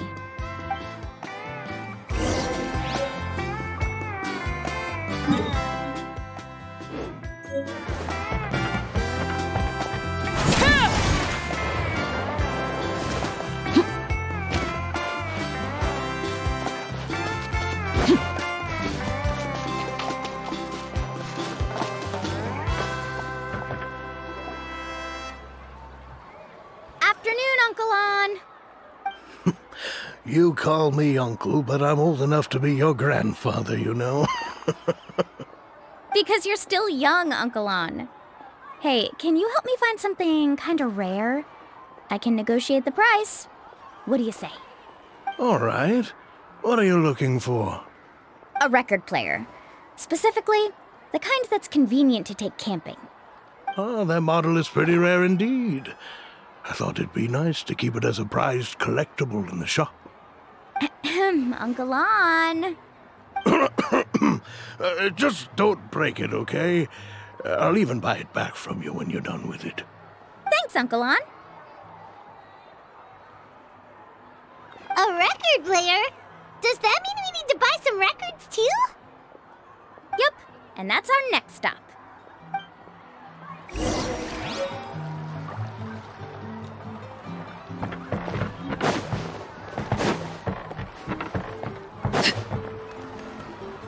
Hey, Paka Paka! Mualani? Have you finally decided to release a record of your own? You'd be the first I'd sign with if I ever did, but not today. I just want to buy a record. The one you've been keeping from customers and listening to in secret? That's a pretty rare record, you know? Besides, I haven't even finished listening to that one yet. Maybe I can think of a way to connect you with a friend from the Masters of the Night Wind to release a record. Whoa, then we could produce some really wild tunes. You've got a deal. Nice. That's the record also accounted for. What do we need it for anyway? Well, I asked a friend from the Masters of the Night Wind for some advice once, and apparently, playing this song at night is an effective way to keep travelers safe and sound. Is that really a thing? Well, if it doesn't cost much, that's a nice way to make the trip a little more pleasant. You know how it goes, Mualani. 20,000 mora for this record. That's the best I can do. Deal. Looks like Mualani really is rich. That should be about everything we need to buy. Next is... Ooh, I'm getting kind of nervous. What's wrong, Mualani?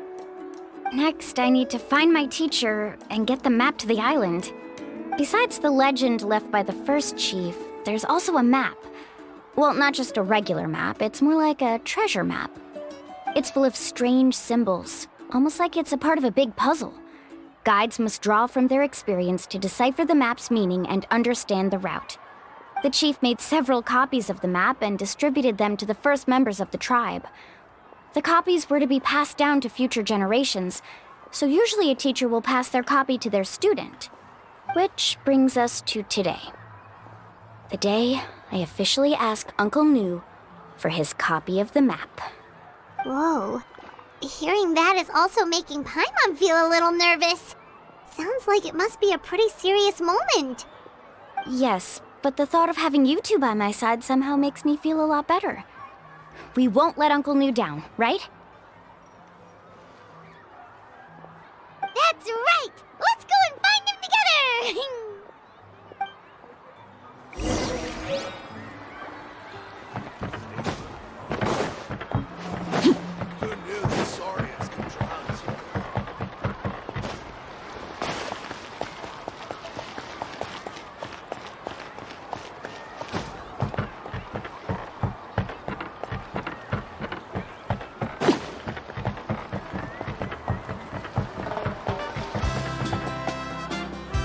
Afternoon, Uncle Nu.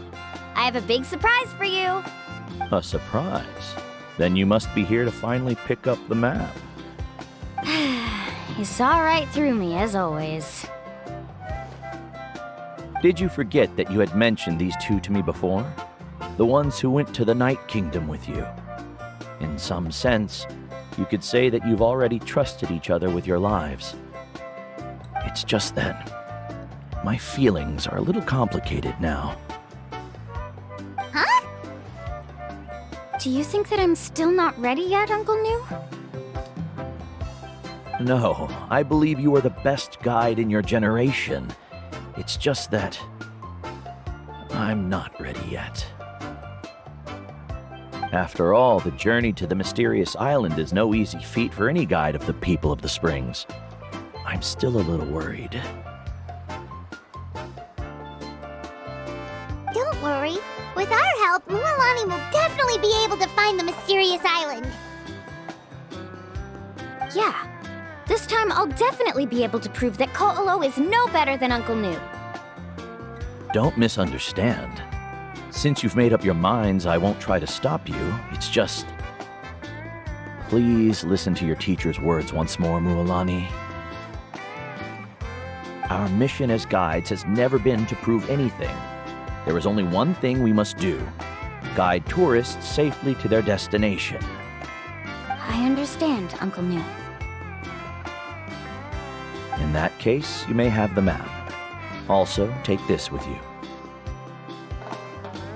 What is it? It's a talisman. Take good care of it. You must return it to me when you get back from the mysterious island. Was this made with spinel fruit? For some reason, this doesn't look like a regular spinel fruit to me. Right, which is precisely why it's so effective. You really know me best, Uncle Nu. All right. Traveler and Paimon, tomorrow we'll set off. Make sure you get some good rest tonight. Yeah! adventure!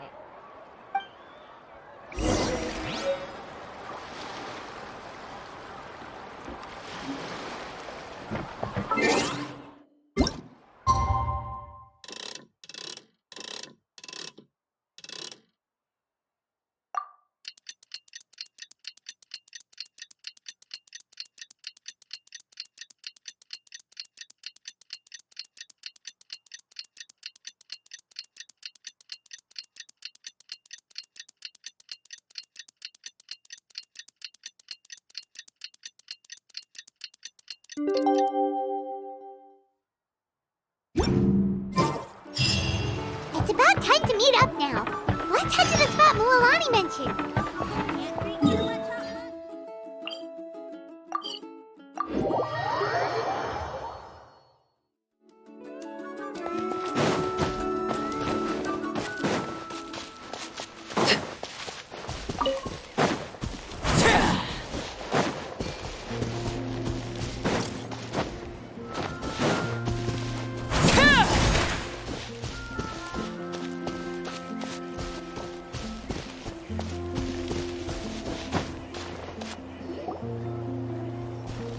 Traveler, Paimon! Over here!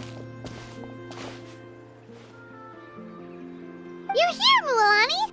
Oh, and those strange scholars are here too. Good morning, you two. Morning! So when are we leaving? Seems you're as excited as a child before the start of our journey. I just want to get down to business as soon as possible. You know this is no leisurely spring stroll, so I hope we can all act a little more professional. Don't worry, I'm a very professional guide. Our journey to the mysterious island has officially begun. Yay! First, do you all see the statue here? Uh-huh. Is it an important clue? Well, no, it's not a clue at all. He was the first chief of the people of the Springs who came back from the mysterious island and set up this place. It's a monument. The first thing we need to do before we set off is to touch the statue and pray to our ancestors. This will make our journey to the mysterious island smoother. Is there any theoretical basis to support that claim? A theoretical basis? No, but my teacher taught me it's an essential step before heading to the mysterious island. Very good. You didn't try to argue with me over something that you aren't knowledgeable about. That's very professional of you. Sure, but since this practice doesn't have an empirical basis, I won't be able to include it in my thesis. Come on, everyone.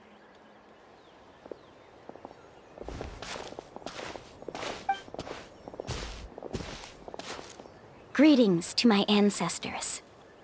As your descendant, I'm about to follow in your footsteps and witness your accomplishments. Allow me to depart under your gaze and return under your protective watch. It really feels like we're about to embark on a great adventure! Now, please get ready. We're going to look for the first clue. Speaking of which, where should we look for the clue? At a place where many gather. Like a party. Huh?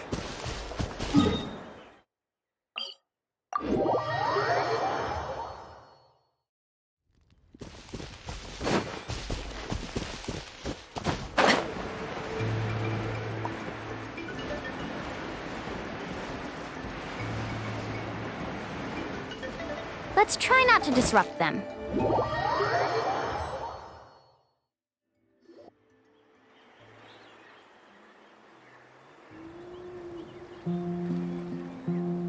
Wow, there are a lot of Kaholosaurs here! As expected, the first clue is related to the Kaholosaurs. When people from outside the tribe get a copy of the map, most can deduce that the first clue is related to the Kaholosaurs. But they often end up looking in the wrong direction. When the first chief created the map, he left a special mark for this part. It's a code that the tribe uses to indicate a herd of them. So it'll be impossible to gain any leads from just finding 1 or 2 stray Kaholasaurs. You're a real pro at this, Mualani. But according to the information I've been able to find, Kaholasaurs don't like gathering as herds unless it's to compete for the hot springs. So let me tell you a secret that only a guide from the people of the springs would know. It so happens that wild Kaholasaurs periodically gather in the valley up ahead. It's almost like how our tribe gathers together for festivals. Still, as soon as the season changes, the herd quickly disperses again. Unless you're a guide who's always running across Natlan, it would be very rare to ever witness such a thing. This is a thing? I need to note this down right away and include an explanation as a part of my thesis. According to what I've deciphered from the map, a clue is hidden deep in that valley. But to get there, won't we have to get through the herd of Kaholasaurs? We'll have to think of a way to sneak past without startling them. They're gathering together with their friends, so I'm sure they don't want to be disturbed. You mean we're going to have to walk through the Kaholasaur herd? That feels a little... Given we've agreed to work together, everyone should do their part. However, Karia has been attacked by Kaholasaurs before, so this isn't an ideal plan for her. But it shouldn't be a problem at all for me. Let's have Karia wait here, and I'll take over all the tasks that were supposed to be entrusted to her. No worries. We don't need everyone to go. We actually need someone to stay and look after the luggage, so we'll leave that to you two. Traveler, Paimon, please come with me. Is that so? Then that works out perfectly. And now I understand how much you care for your assistant scholar. Follow me and stay close.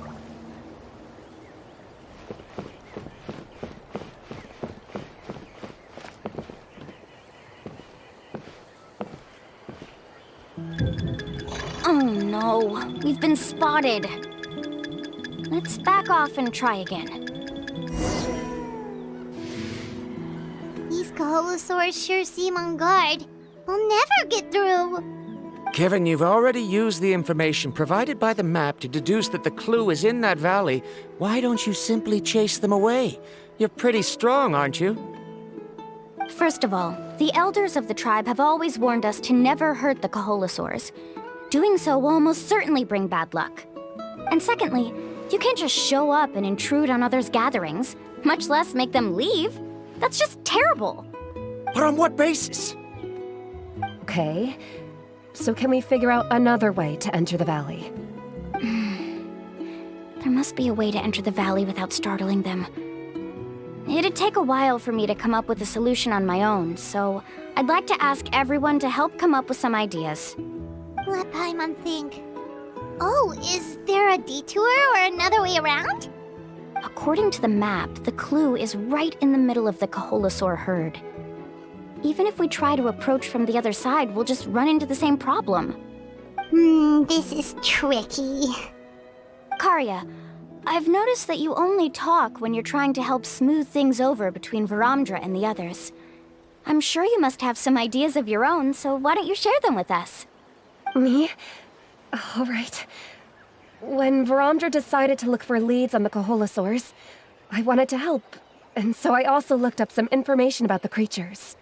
I discovered something very interesting. We thought that the Kaholasaurs relied on their hearing to track their prey, but they also possess a very keen sense of smell. But I'm not sure how useful that information is. Oh, that was actually very useful, Miss Karia. You can just call me Karia. In that case, please stay here and keep an eye on the luggage. Traveler, Paimon, come with me. I've got an idea.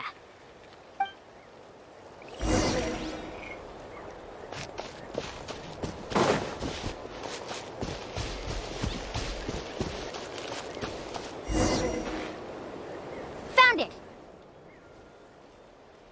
What's this? The key to making our way through the herd. If the Kaholasaurs have a keen sense of smell, then even if we try to sneak around and stay out of sight, they'll still notice us once we get close enough. But this plant can help us solve that problem, because its fragrance is very similar to the scent of a Kaholosaur. We can apply the plant's extract to our bodies and trick their sense of smell. So, we're gonna rub plant juice on ourselves? Don't worry, it's also good for your skin. Oh, Paimon feels all wet and slimy. But this actually does smell like a Kaholosaur. Perfect. Okay, let's try to make our way through again.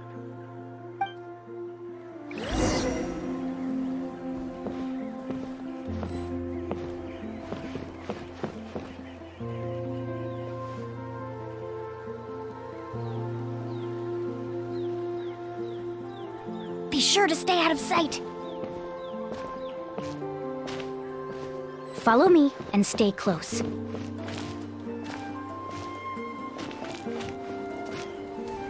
What's that sound? Careful! Oh, it's just a young Kaholosaur. Don't worry, this little one doesn't pose any danger.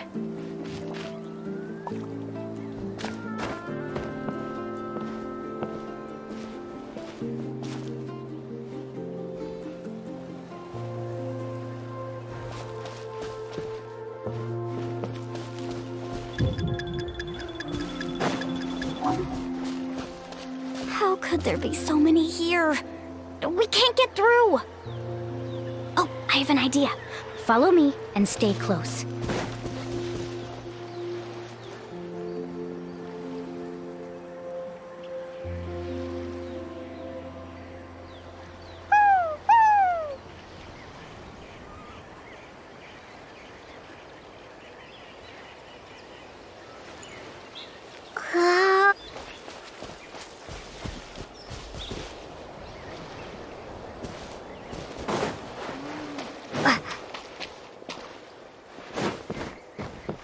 Careful!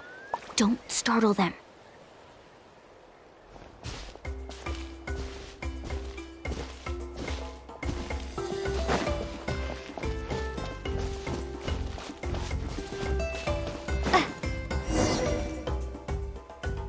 We must be getting close.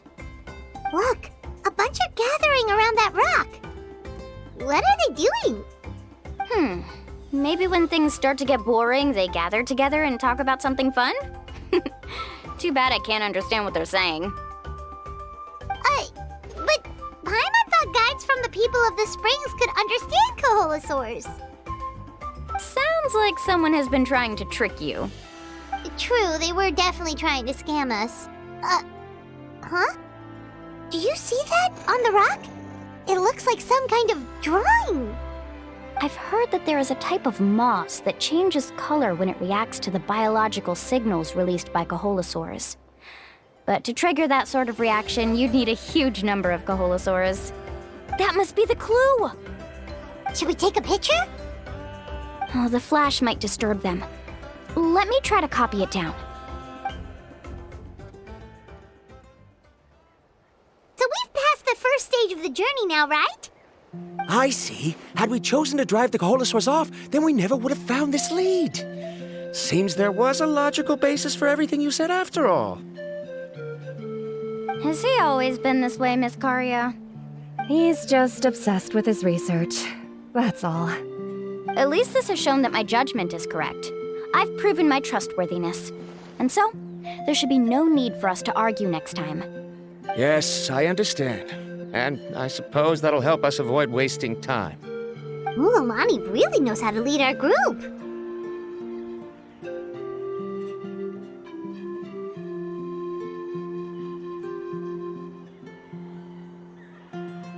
Next, we'll need to use the lead we found to uncover our next destination. Now, what does this pattern represent?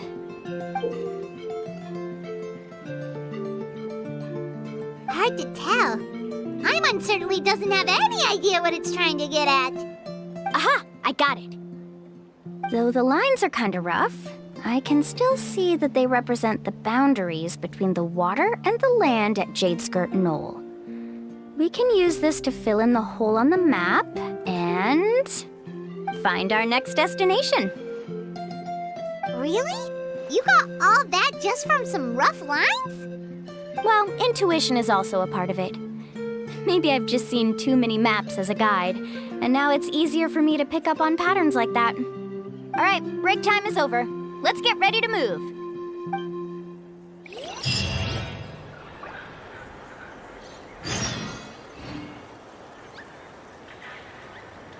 Witness my rise.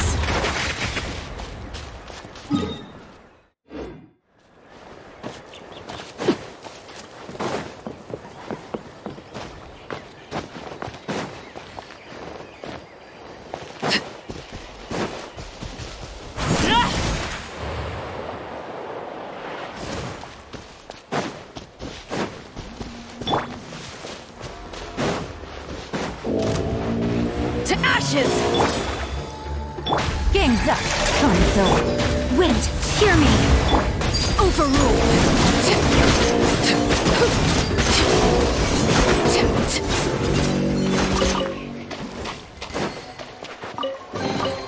What greater pleasure is there than the unexpected?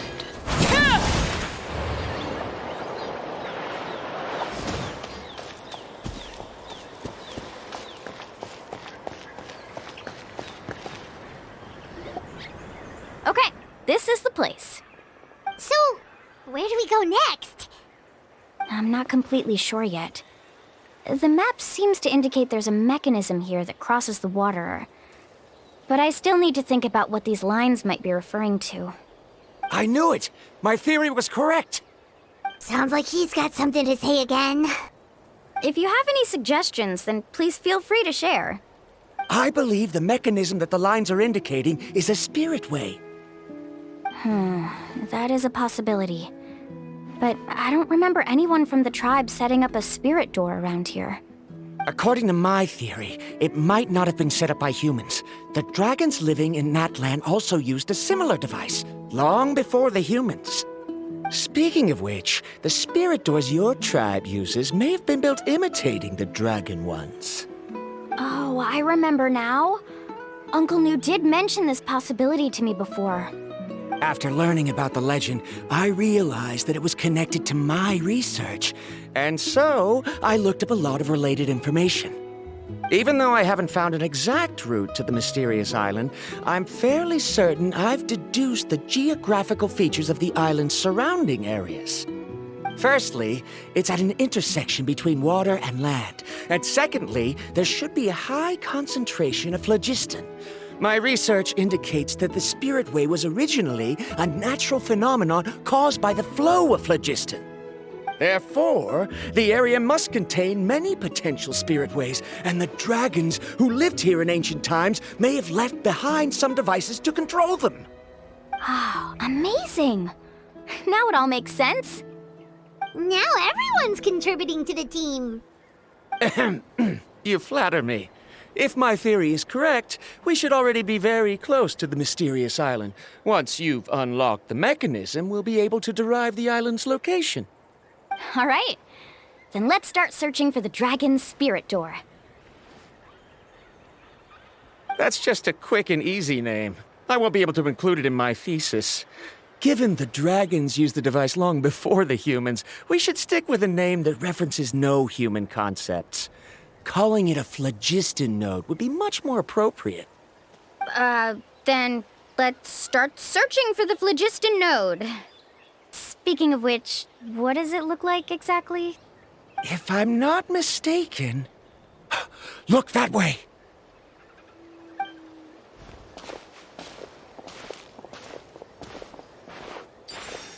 Whoa! It started glowing! This should be it, right? Looks like we can activate it once we get close enough. The light does remind me of a spirit way. But according to the map, there should be 2 more phlogiston nodes. Let's keep searching, everyone.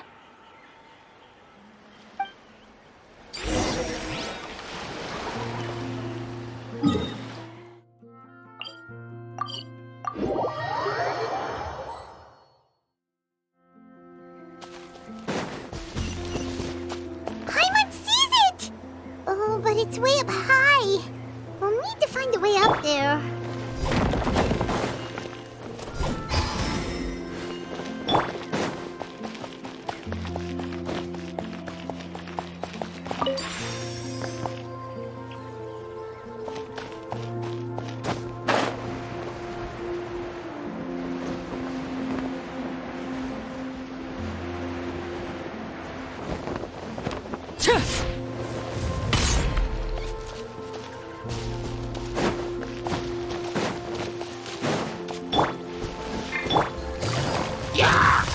Gotcha.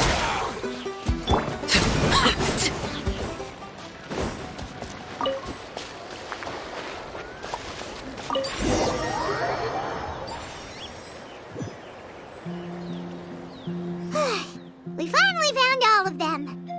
Great work, everyone! Okay, now first, we need to figure out how to control this thing.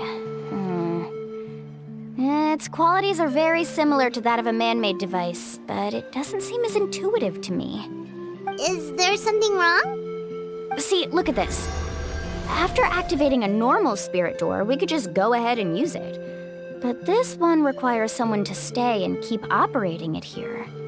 Also, according to the map, we need to activate the mechanism and switch between different phlogiston nodes to change the path of the spirit way. If we don't operate the nodes properly, then the people on the spirit way will come tumbling from the sky. Isn't that super dangerous?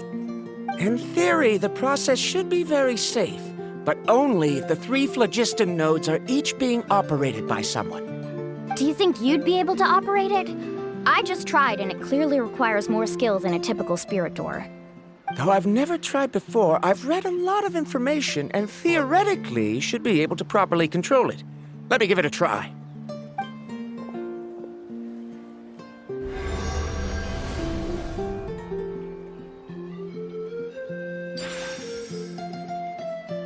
Huh? But in theory, this shouldn't happen. If Verandra can't control it, then that also rules out me. Okay, well, how about you? After all the adventures she's been on, handling something like this should be easy peasy.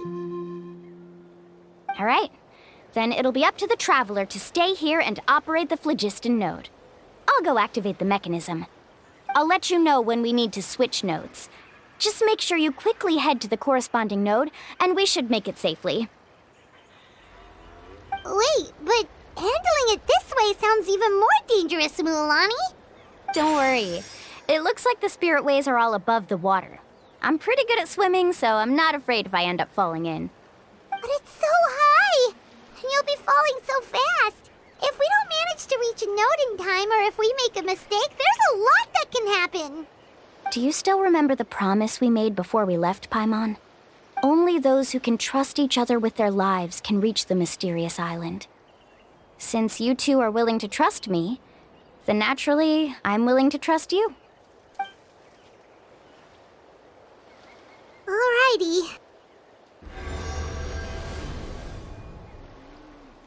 Please be careful.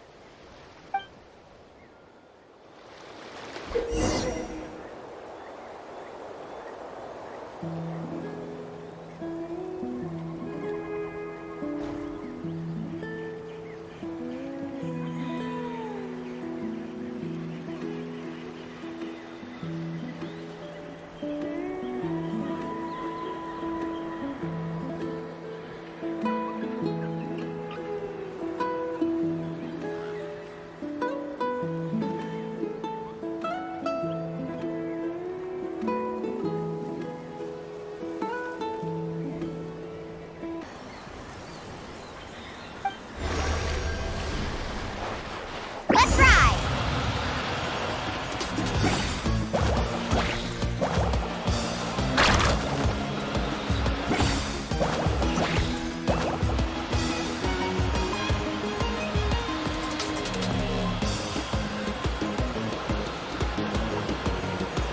Now switch to the spirit way on the right!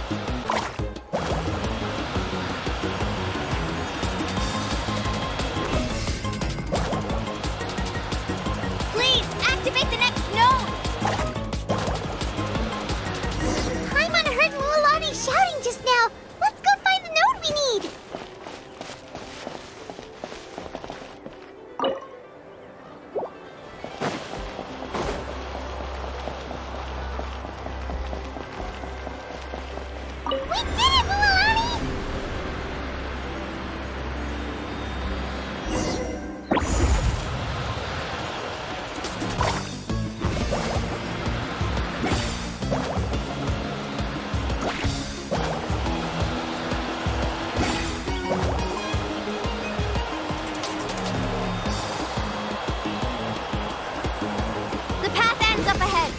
to the next spirit way.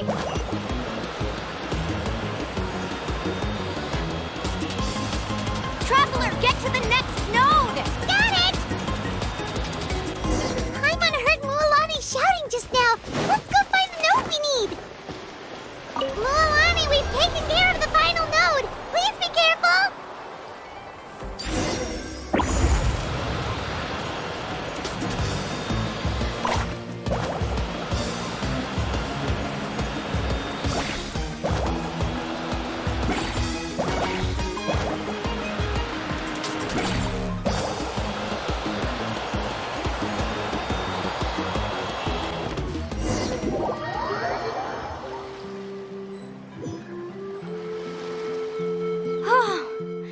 That was perfect. You were amazing, Mualani. There were a couple of moments Paimon thought it was over.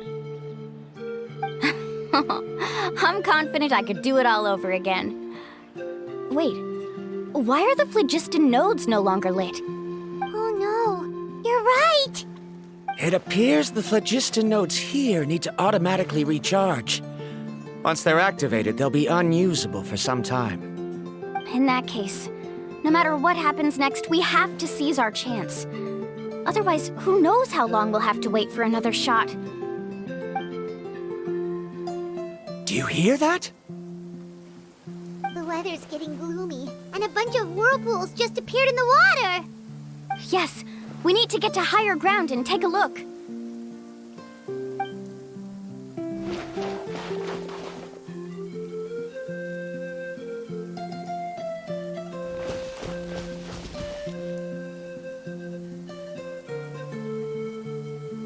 Hey, look over there! Whoa, there's a giant whirlpool over there. Yep, and that's our next stop. Huh? What do you mean?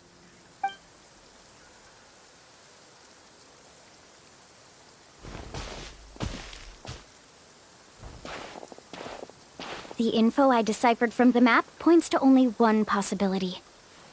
To reach the mysterious island, we must enter that massive whirlpool. No way.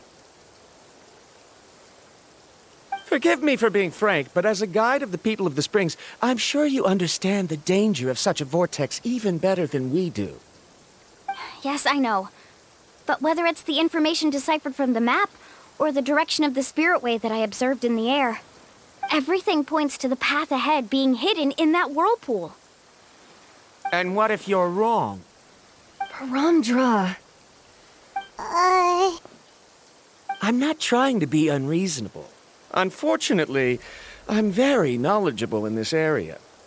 The spirit ways must have affected the nearby bodies of water and lowered the water level. That's why the whirlpools appeared. At this rate, some of the land that was once underwater will soon reappear at the surface and see the light of day again. Don't you think that sounds more like the definition of a mysterious island? So, our goal should be the shallow waters. If we enter that vortex, the undercurrents will drag us to the bottomless abyss. He does seem to have a point. I can't find any evidence to refute your claim for the moment, but I still trust my judgment. And it seems like it's time for our collaboration to come to an end. But didn't we all agree to trust each other? I have reached this conclusion based on my field of expertise, and I cannot deny it, even if you try to convince me otherwise. From now on, let us each choose our own way. No, I refuse. You! Letting your clients separate themselves from the group in the middle of a journey will result in the worst luck possible. I will not agree to that. Then we can implement the plan I proposed at the very beginning. You're not my guide, and as such, you don't have to take responsibility for me. Oh, but you can't do that once you've traveled together as a group. If you were to leave now, we'll all be hit with bad luck. It's now beyond both our control. How about this? You and Karia wait here. We'll go first and investigate the whirlpool. I know you like to explain everything with theories and logic, so let me build my case first, and then I'll come back to convince you. Well, Traveler, Paimon, let's get going.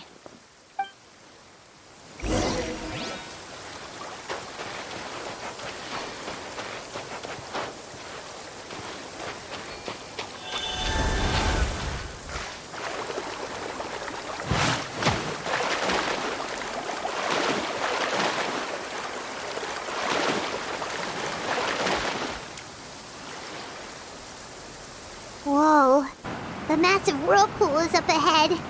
Just the thought of going in there is making Paimon dizzy.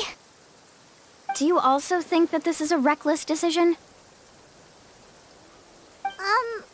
Well... It's okay. That's completely normal. Actually, I completely understand how Varamdra feels. This is just how it is to be a guide. The tribe's experiences passed down from generation to generation are what give us the ability to guide our guests through hardships. This gives us the power to decide which way we should go.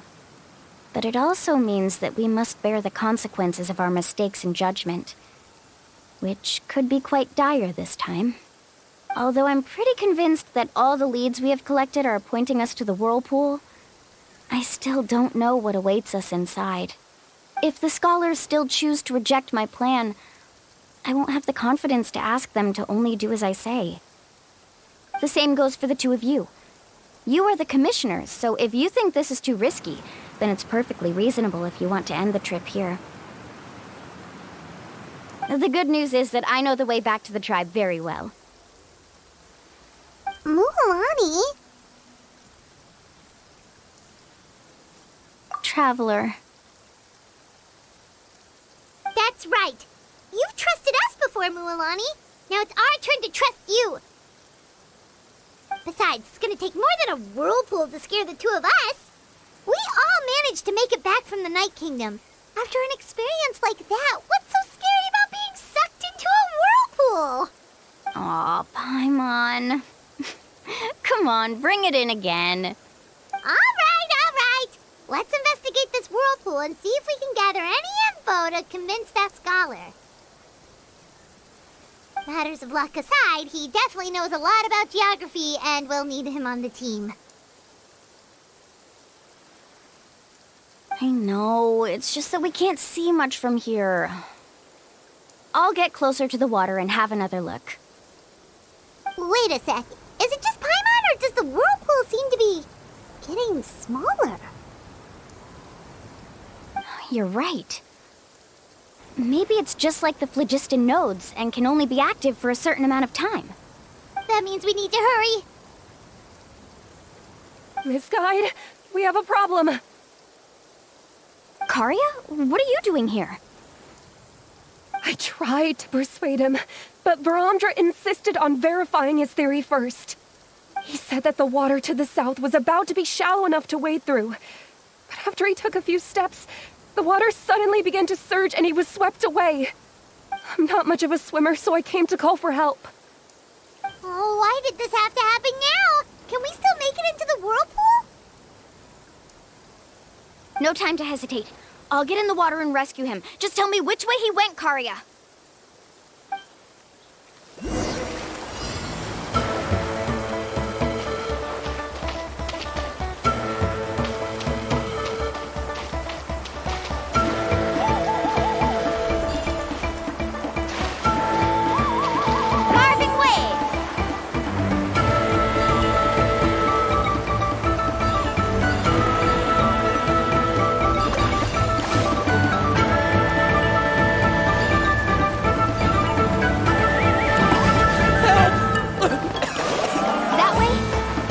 Pulled away by the current!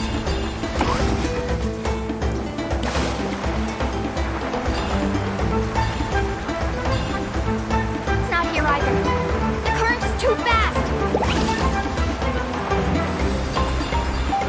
We found him!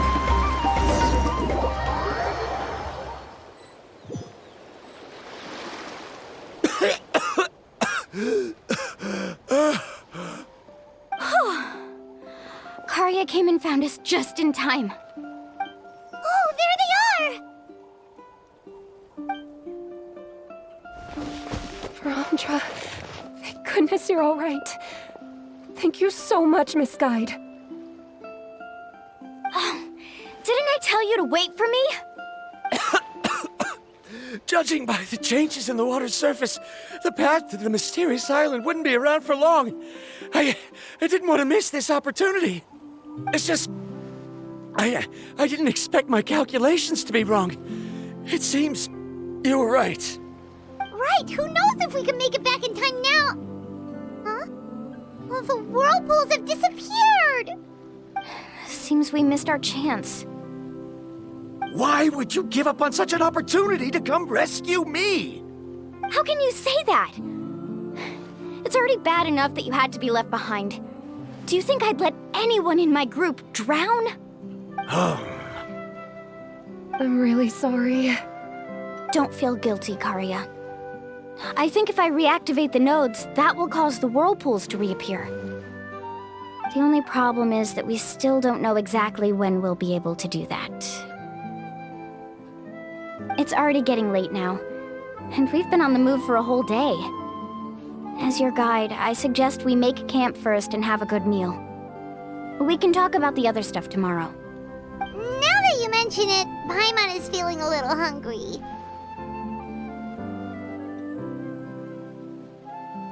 Hey, Paimon's stomach can be very sensible. It won't interrupt while everyone's busy solving puzzles. We have plenty of tasty things to eat. Let's just find a suitable spot to make camp. I like that place right over there.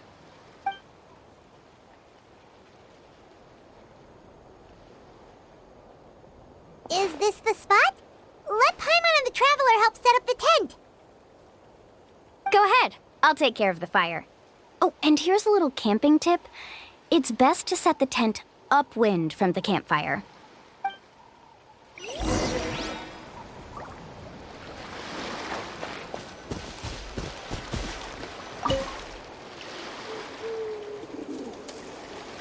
What do you think? This is a specialty dish I learned to make that's perfect for camping. Mm-hmm. It really hits the spot. You're a great cook, Mualani. Karia helped out quite a bit, so she deserves some credit too. No. I'm just happy I was able to help out. What was that sound? Oh, it's scary to camp out at night. Don't worry. Remember the record player I bought? Let me go turn it on.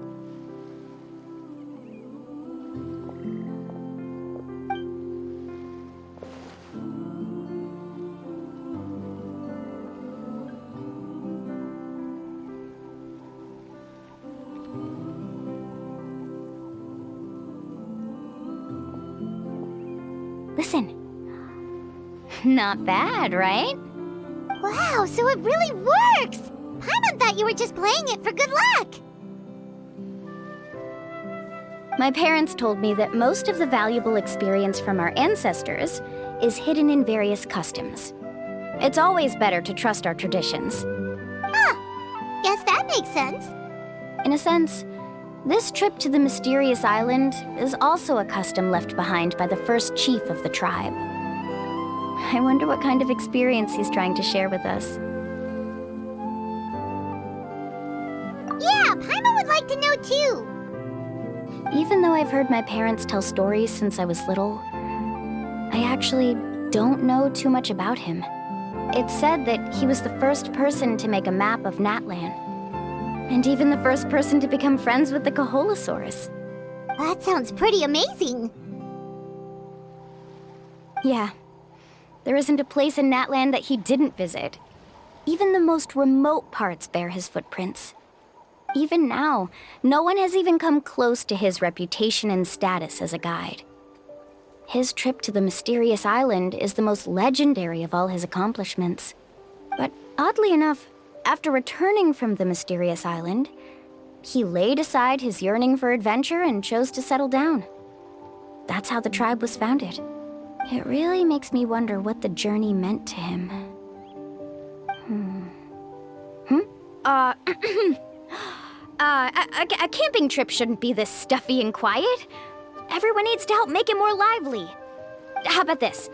Before we rest for the night, let's have a bonfire party. If we're going to go plunging into that whirlpool tomorrow, then wouldn't it be best to try to rest and conserve energy now? Now's not the time to be a party pooper. You ought to agree to ideas from the one who rescued you today. Yeah, she's right! All right.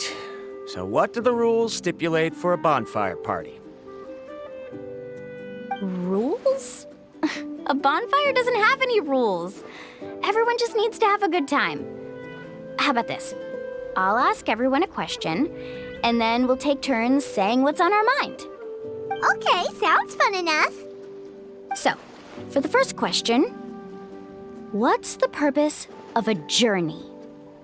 Oh, we were just talking about this. Let's hear everyone's ideas, and maybe we can figure out what the first chief was thinking back when he made the trip. Paimon can go first. If you ask Paimon what the purpose of a journey is, it'd definitely be about treasure and all kinds of delicious food. And most importantly, it's about making the trip together with your companions. Yes, I can't agree more. Okay, next person. How about you, Traveler?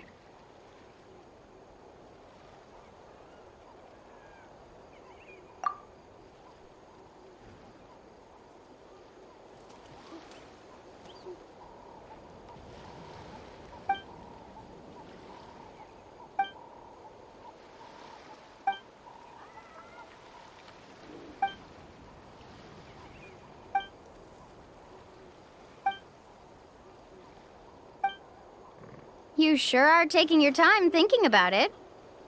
Oh, I get it. You must have passed through many nations before making it to Natlan, right?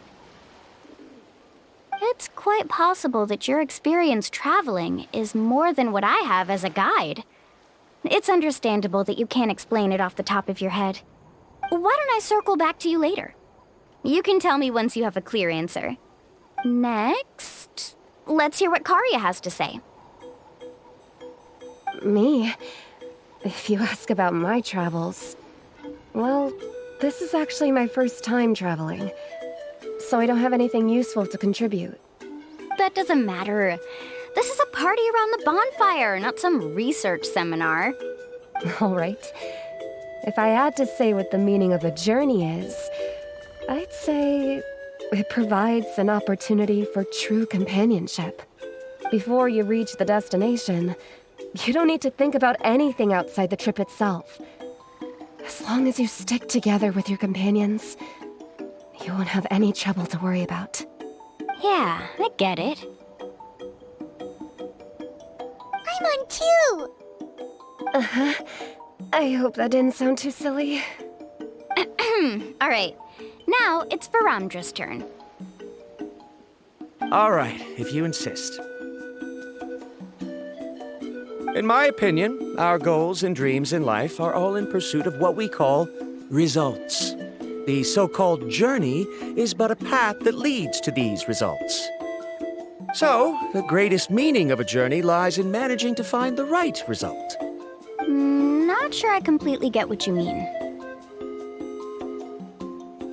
There's nothing difficult to understand. It's the same as the decision of your first chief. He must have discovered enough valuable results after visiting the mysterious island to decide that he should end his journey. Once you've achieved the results you want, any additional journeys would become all but meaningless.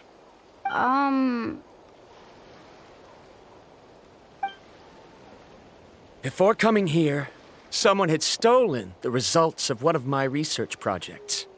All that person had to do was sign his name on my achievements, and he was able to take all of the honors. All my effort vanished into the air as though it never existed. Do you understand now, Miss Guide? Without results, the journey is meaningless. I sympathize with your situation, but I'm afraid I can't agree with your take.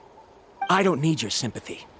As long as I can reach the mysterious island and find the correct results, my pain and struggles will become just another insignificant part of the process. What happened during the day already proved that my theories were wrong, so I'm willing to trust your judgment. I apologize for our previous argument. I must make it to the mysterious island, and if I have to entrust my life to someone else to achieve that goal, then so be it! Was that actually supposed to be an apology?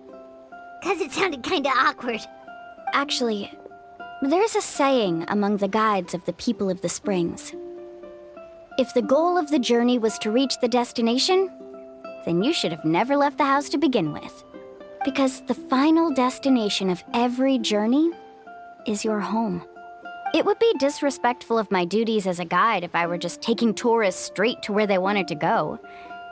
It's my hope to also make everyone feel happy along the way to their destination. That is what I would truly call a journey. And that is my answer. Just as you don't agree with me, I can't agree with your point of view either. I'm not too worried about that. After all, another purpose of traveling is to help people understand each other better. What sort of logic is that? All right, that's it for this round. Since it's still early, how about we tell some horror stories next? Huh? Oh, now Paimon's scared.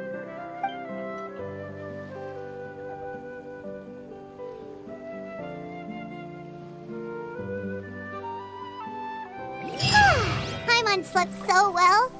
Oh, Mualani and the others seem to be up already. Let's go see what they're up to.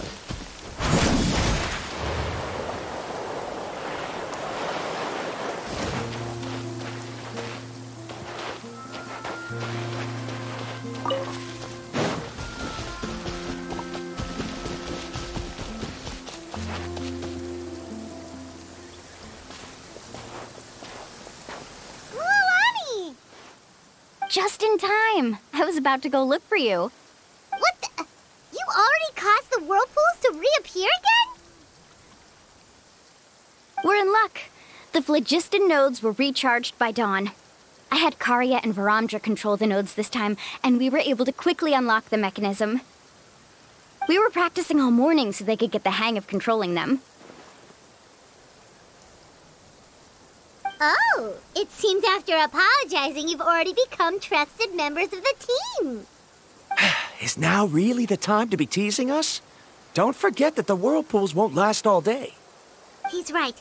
We should really hurry over to the massive whirlpool again. Even though we had this discussion yesterday, I still want to double check. You all trust me, right? You bet! Okay, then let's go.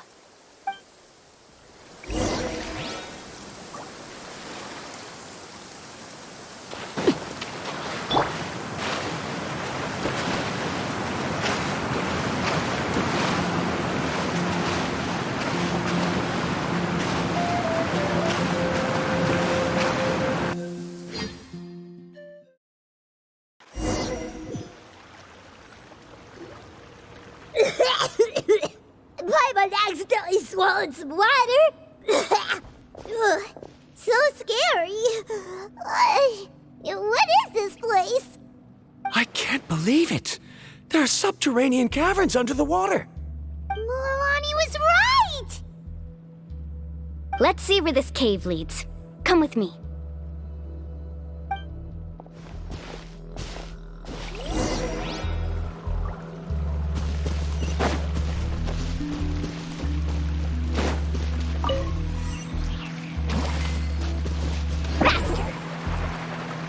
According to the map, we need to head downward? Okay. Don't be afraid, everyone. Jump down with me.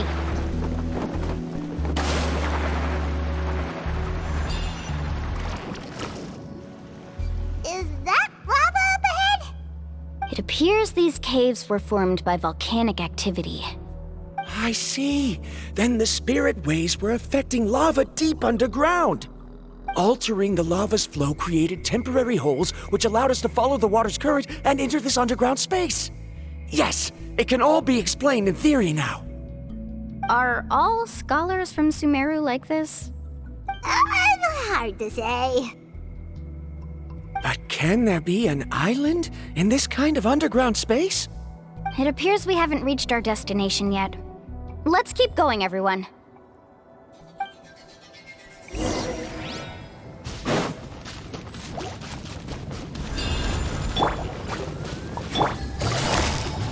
Quietly now.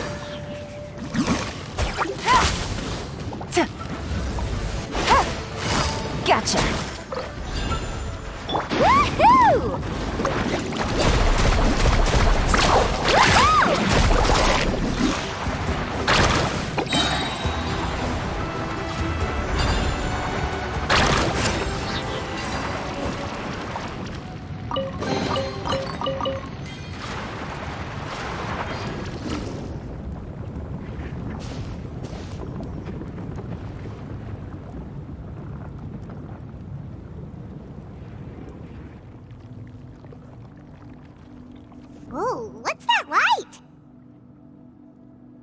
Let's keep going. We'll be able to see more clearly up ahead. Watch your step. Follow closely, everyone.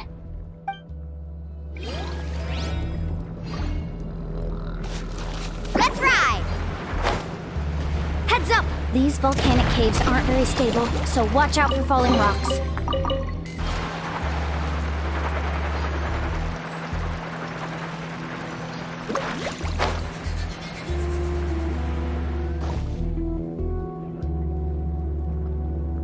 What a maze! There's lava everywhere! Oh, which way are we supposed to go now? Let's look around together and see what we can find. Very well. It would indeed be useful to collect some environmental samples here.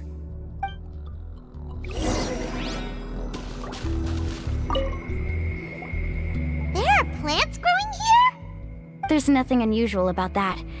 This is spinel fruit, which often grows around places with lava. Wait, it is a little strange. This isn't ordinary spinel fruit. It's the same as the one on this talisman. Isn't that the talisman your teacher gave you? Yes. In which case, could Uncle New have been here before? But he clearly told me that he'd never made it to the mysterious island. I'll be sure to ask him about it once we get back.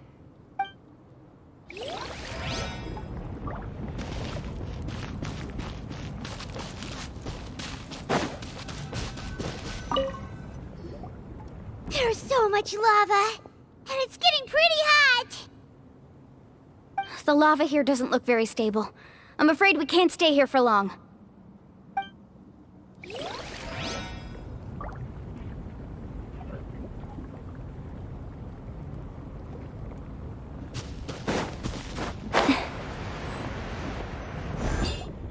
From here, the light seems to be getting brighter. Speaking of which, where is that light coming from? A distant light. Wait, there seems to be a mark that matches that on the map. Miss Guide, it seems Varandra has also discovered something. I've got it! I've got it! Do you see that golden light in the distance? I'm positive that's the mysterious island. That's where we should go next. Really? I'm a scholar from the Academia Spontamad Darshan. I specialize in ores and minerals. When I first heard about the legend of the mysterious island, I took note of its description. One exaggerated description I heard was that it's an entire island that shines like gold. What it was actually referring to was an extremely rare mineral known as vulcanite.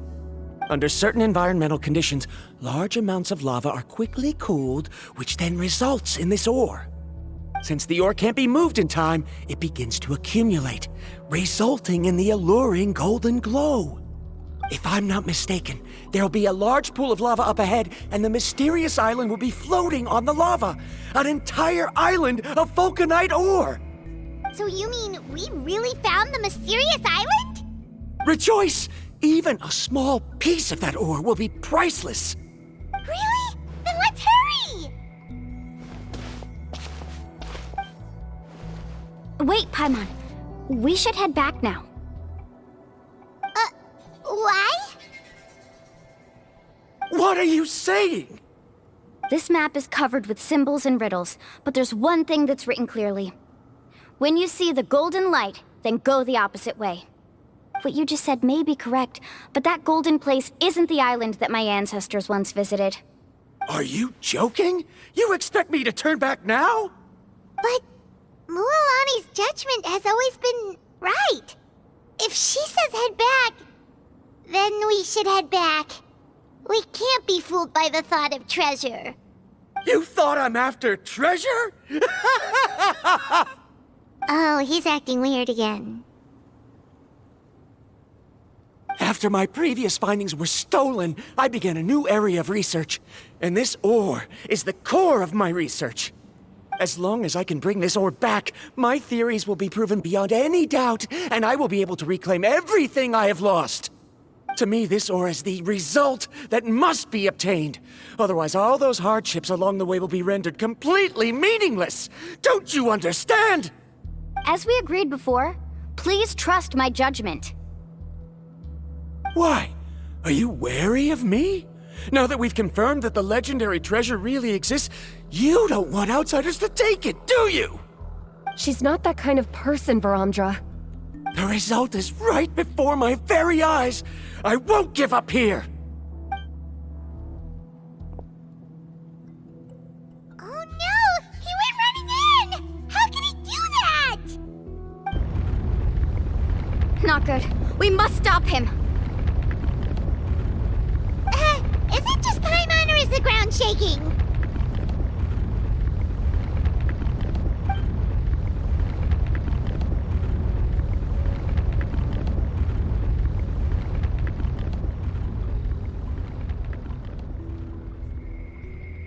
What the? Where did these monsters come from? These monsters. Looks like the lava here is becoming active again. This guy, Varamdra, He'll be trapped by the lava. We need to hurry and take care of these monsters.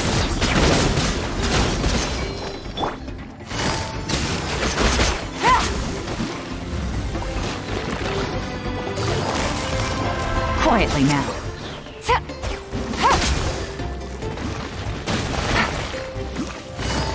Gotcha. Overruled.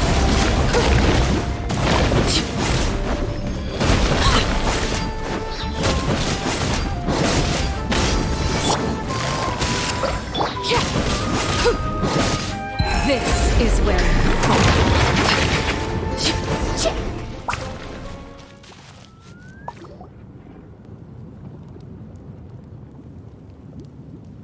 The lava is rising!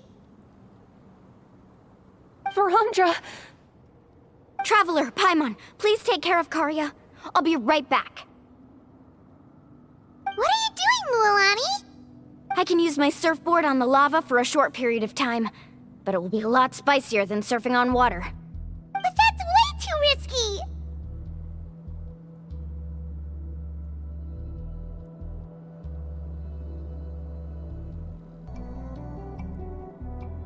Okay then, we'll take care of things here!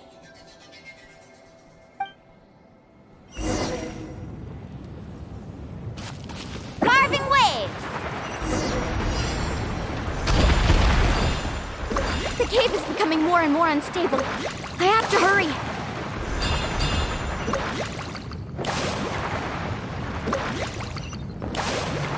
More falling rocks. Okay, what's this?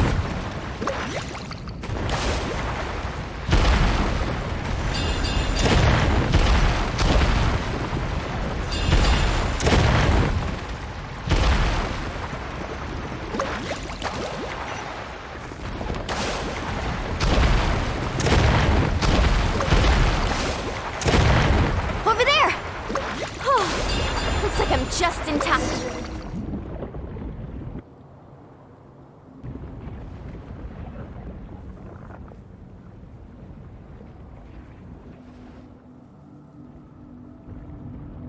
It's right there! I'm almost there! Look carefully. You can't get through the lava. You'll die if you try to make your way forward. Why don't you just give up? Why don't I give up? Well, I might not be able to do it, but what about you? Me? You have the ability to move over the lava. If you try, maybe you can reach the island and earn the highest honor for a guide. That way, you'll have the results you need to prove yourself, and even Ko'olo won't be able to question your abilities anymore. You want to know why I won't give up, but I'm asking why you'd give up such an opportunity. The lava is rising. If I take this risk, then how will the others get back? Did you forget? I already gave you my answer. You! Come with me. No!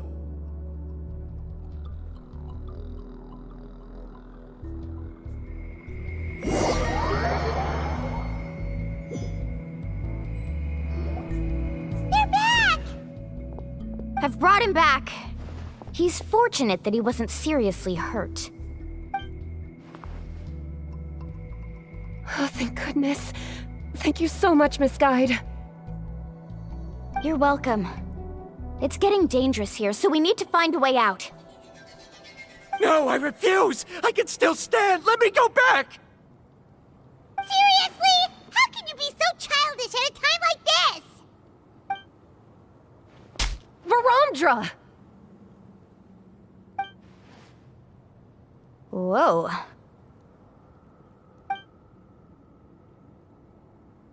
I've always believed that you're the most talented person I've ever met. Even if your research was stolen and you didn't get any credit, I never doubted it.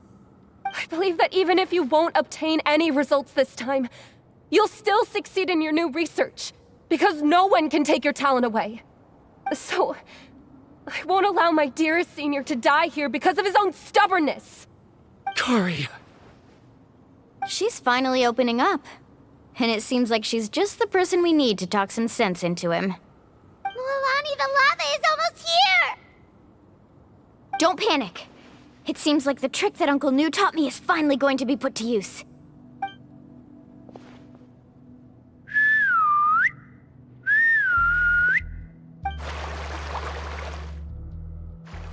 Where did all these Kaholosaurs come from? No time to explain. Just get on. Got it, got it!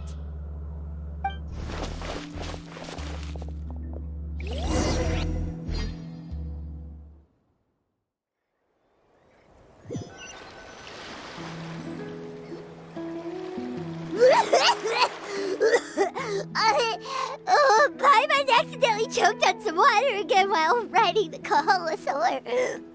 Everyone okay? Let's take a head count. 1, 2, 3, 4, 5. Whew, we're all here. We escaped danger and made it back alive. That's what I call good luck. I think our fortune can only get better from now on. Oh, really? What's the point? We still didn't reach the mysterious island. Hey, don't look so depressed. You'll scare our good luck away. Actually, according to the map, we still have one more leg of the journey. Oh? Then which way should we go? Wait, aren't we back where we started? Come on, let's go to the statue.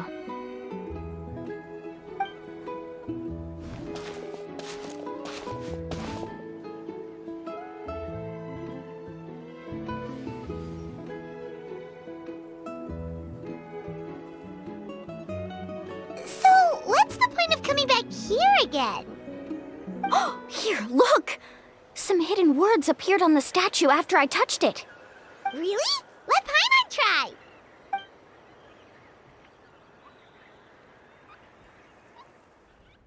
Congratulations, Guide from the Future. You have completed a challenge that even I found ambitious. And now, I finally have the chance to tell you my story. You may have heard legends describing me as the best guide in all of Natlan. But in the beginning, I was more like a treasure hunter. I chased results, facing countless dangers to prove myself. Time after time, I ventured where others didn't dare, never failing to bring back rare treasures. My fame was second to none. And yet, I never felt satisfied. So I found a new goal, a challenge that no one had ever achieved before. The legendary Mysterious Island. Another chance to prove myself. Unfortunately, my friends who had traveled with me all this time had grown tired of my nonsense. Instead of praise, they now showered me with words of caution. Perhaps this journey was one that I had to complete alone. But luckily, they decided to once again put up with my antics. Just as before, they came up with ingenious ways to help me move forward. They never let me down, even when I had to place my life in their hands. And they always trusted my judgment, even when it took a lot of courage. In the end, just as ever, we found the result we came for. But That golden glow was baiting me towards death. It was the glow of a rare ore, but it was also the warning sign of an impending eruption. Maybe if I pressed on and put my life on the line, I could get the result I wanted. And yet, there was a chance I'd lose something even more precious. But don't worry. In the end, I made the same choice as you. Everyone was disappointed that their illustrious guide had, for once, returned empty-handed. But seeing everyone survive, I felt satisfied for the first time in my life. Perhaps the treasure I had really been searching for had been right here with me, all along. So, I decided to end my long journey and find a safe place for my hard-earned treasure. To me, this is the real mysterious island. The hidden inscriptions disappeared! These must have been the words the first chief left for those that would come after him. In that case, the mysterious island from the legend is actually where the people of the Springs are living now! I remember now that the elders once told me our tribe was originally founded on a small island. Later, the coastlines changed, allowing the island to become what it is today. The journey to the mysterious island starts exactly where it ends. Yeah, I think I understand the choice he made now. The golden glow is an indicator of when the lava will periodically erupt. If that's the case, the principle of vulcanite formation implies that it will only appear at the start of fierce lava activity, and the flowing lava will quickly swallow it and make it all disappear without a trace. This means that there's zero possibility of ever bringing the ore back. Are the results I've been chasing all this time only an illusion that can be seen from far away? Harondra. Our journey is not yet over. As we agreed, please come back to the people of the Springs with me. Then we'll officially complete this journey. Fine. I suppose that would also count as some kind of result. Don't be so down. I have a feeling that the next answer I'm looking for will also be useful to you. I don't remember, Sal. There's still something important we need to ask Mualani's teacher about.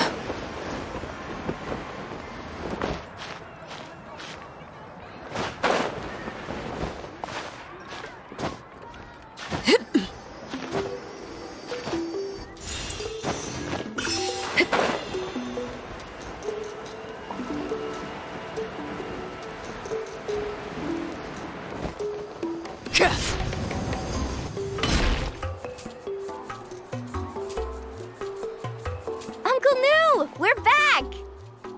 Ah, Mualani, it's good to see you again. I always knew you'd return safe and sound. Uncle, I've completed the journey to the mysterious island. I'm here to return the talisman. But you still have a question you wish to ask me, right?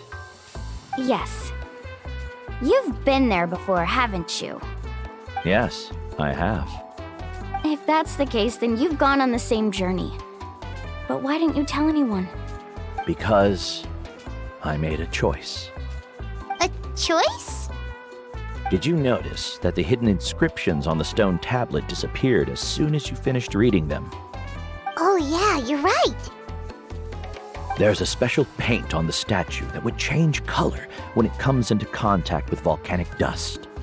Only those who have been to that underground space will be contaminated by the dust and be able to see the hidden message. But once the dust starts to wear off, the hidden inscription will disappear again. And this is the choice that the first chief left to us. If you choose to boast about your deeds, you will receive the highest honor, but the legend of the mysterious island would be destroyed as well. If you choose to remain silent, then the mysterious island will remain a legend and continue to attract the next generation of young guides to rise to the challenge. In the end, my companions and I all chose the latter. Oh, I get it now. But not being able to tell anyone after accomplishing such a feat. People like Ko'olo will still look down on you. Are you really okay with that? But have you noticed that Ko'olo, who claims to have been to the island, hasn't actually completed the trip? What? Right. Jaime remembers that Ko'olo said that he went to the mysterious island alone. But there's no way he could have been able to use the spirit ways! He deliberately recommended the client to find Mualani, probably because he thought she wouldn't be able to reach the mysterious island. That way, Mualani wouldn't be able to expose him. As guides, we are not adventurers, let alone treasure hunters. The greatest responsibility of a guide is to take the client to their destination safely. But in the process, we also gain much skill and experience at overcoming danger. This allows us to go to places that no one else can reach, and even find treasures that no one else can find. Many guides gradually lose sight of their true beliefs and intentions in the process, and end up becoming like Ko'olo. They end up becoming more like thieves who would rush to the other side of the lava lake, regardless of the consequences, rather than good guides who would turn around and save their friends. This is why the first chief left behind the legend and the map. To lure younger generations into taking up the challenge, thereby teaching them everything he had learned. Aside from me, many other tribe members have also traveled to the mysterious island. And just like me, they understood the first chief's intentions. So they've also made pacts with their companions, choosing to give up the results that would prove themselves and give the younger generation the chance to continue the challenge. You've all given up on the results. Sir, I've given up on merely one result. I haven't given up on everything. Given her talent and qualifications, Mualani was well within her rights to choose the top-ranked guide Ko'olo as her teacher, but she chose me. I believe I was able to cultivate such an outstanding student and witness her completion of the legendary challenge precisely because I didn't become someone like Ko'olo.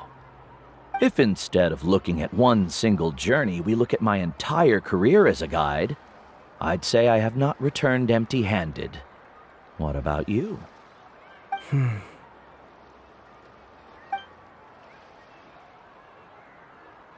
Karia, I've come up with a new research topic. Would you like to continue working as my assistant?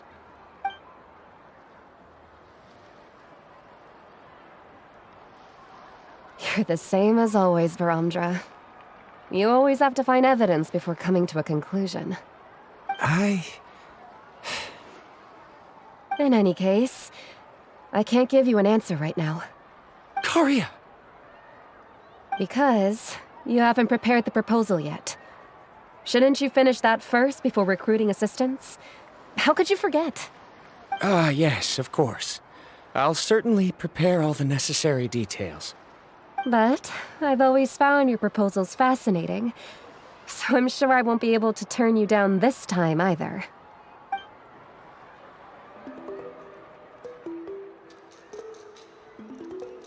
Karia, given that I have been presented with new evidence, I've come up with a very general theory. I can use the ideas from the chief's speech to express it. Perhaps the treasure I'm seeking has been by my side the entire time. No. To be more precise, it's been with me even before I set out on this journey. I understand, Varamdra. It appears this guest has also found his answer. It seems he's finally put 2 and 2 together. There's nothing to worry about. It's just like Karia said. I can start some new research and reclaim everything I've lost. But it seems he's still as stubborn as before. Now, it's your turn to make the choice, Mualani. But, Uncle Nu, I'm sure anyone who can complete the journey to the island would make the same choice, right? Very good. Then there's nothing more I can teach you. Here, take this talisman again. You can pass it on to your student in the future. Looks like it's also our time to say goodbye. You've taken great care of us throughout our journey. As thanks, I'm also willing to keep the journey a secret. Then remember, the next time you come to visit the people of the Springs, you know where to find friends for help. Friends? I suppose we are theoretically friends now, yes. When I publish my next paper, I'll be sure to add you to my list of acknowledgements. Well, that's one way to thank someone. Then Varamdra and I will be taking our leave. I truly hope we'll get to see you all again someday.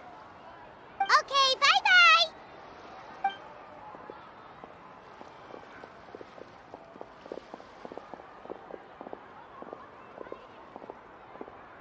You're back already. So, as news student, did you manage to find the mysterious island? What are you doing here all of a sudden? Well, I found something even more precious than the island. 2 friends that I can trust with my life. You... Seems you really learned a lot from New about how to make yourself feel better. I knew it. How could anyone ever reach the island with so many hindrances? Mm-hmm.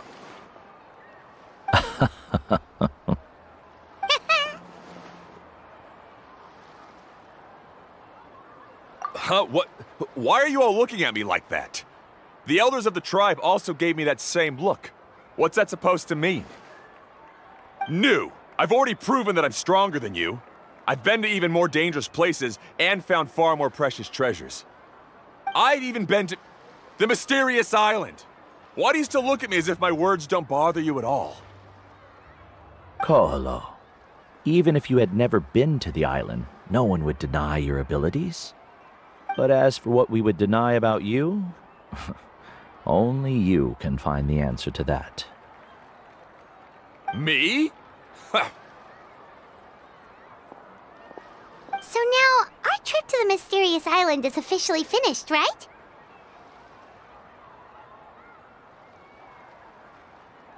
Yeah, but I have one more place I want to show you. Come with me.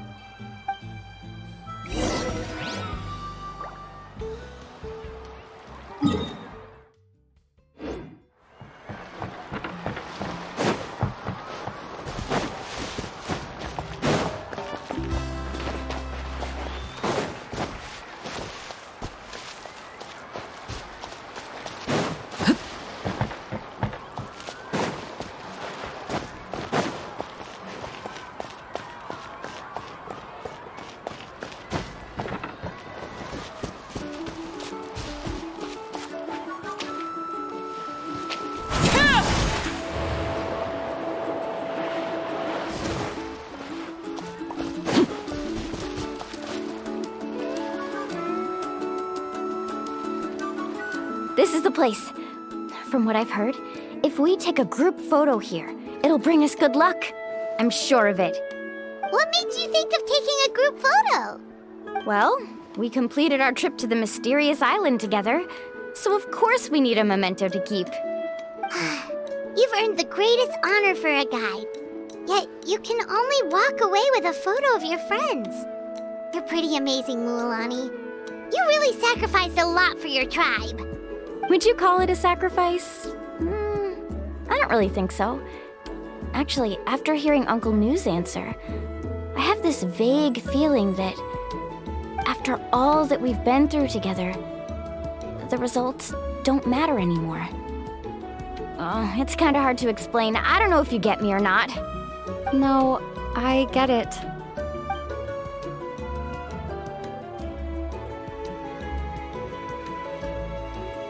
Traveler!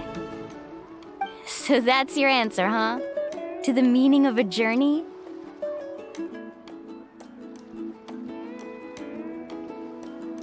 It's a good one. Then let's make this group photo yet another part of your journey. Yep, Paimon's ready! 3, 2, 1.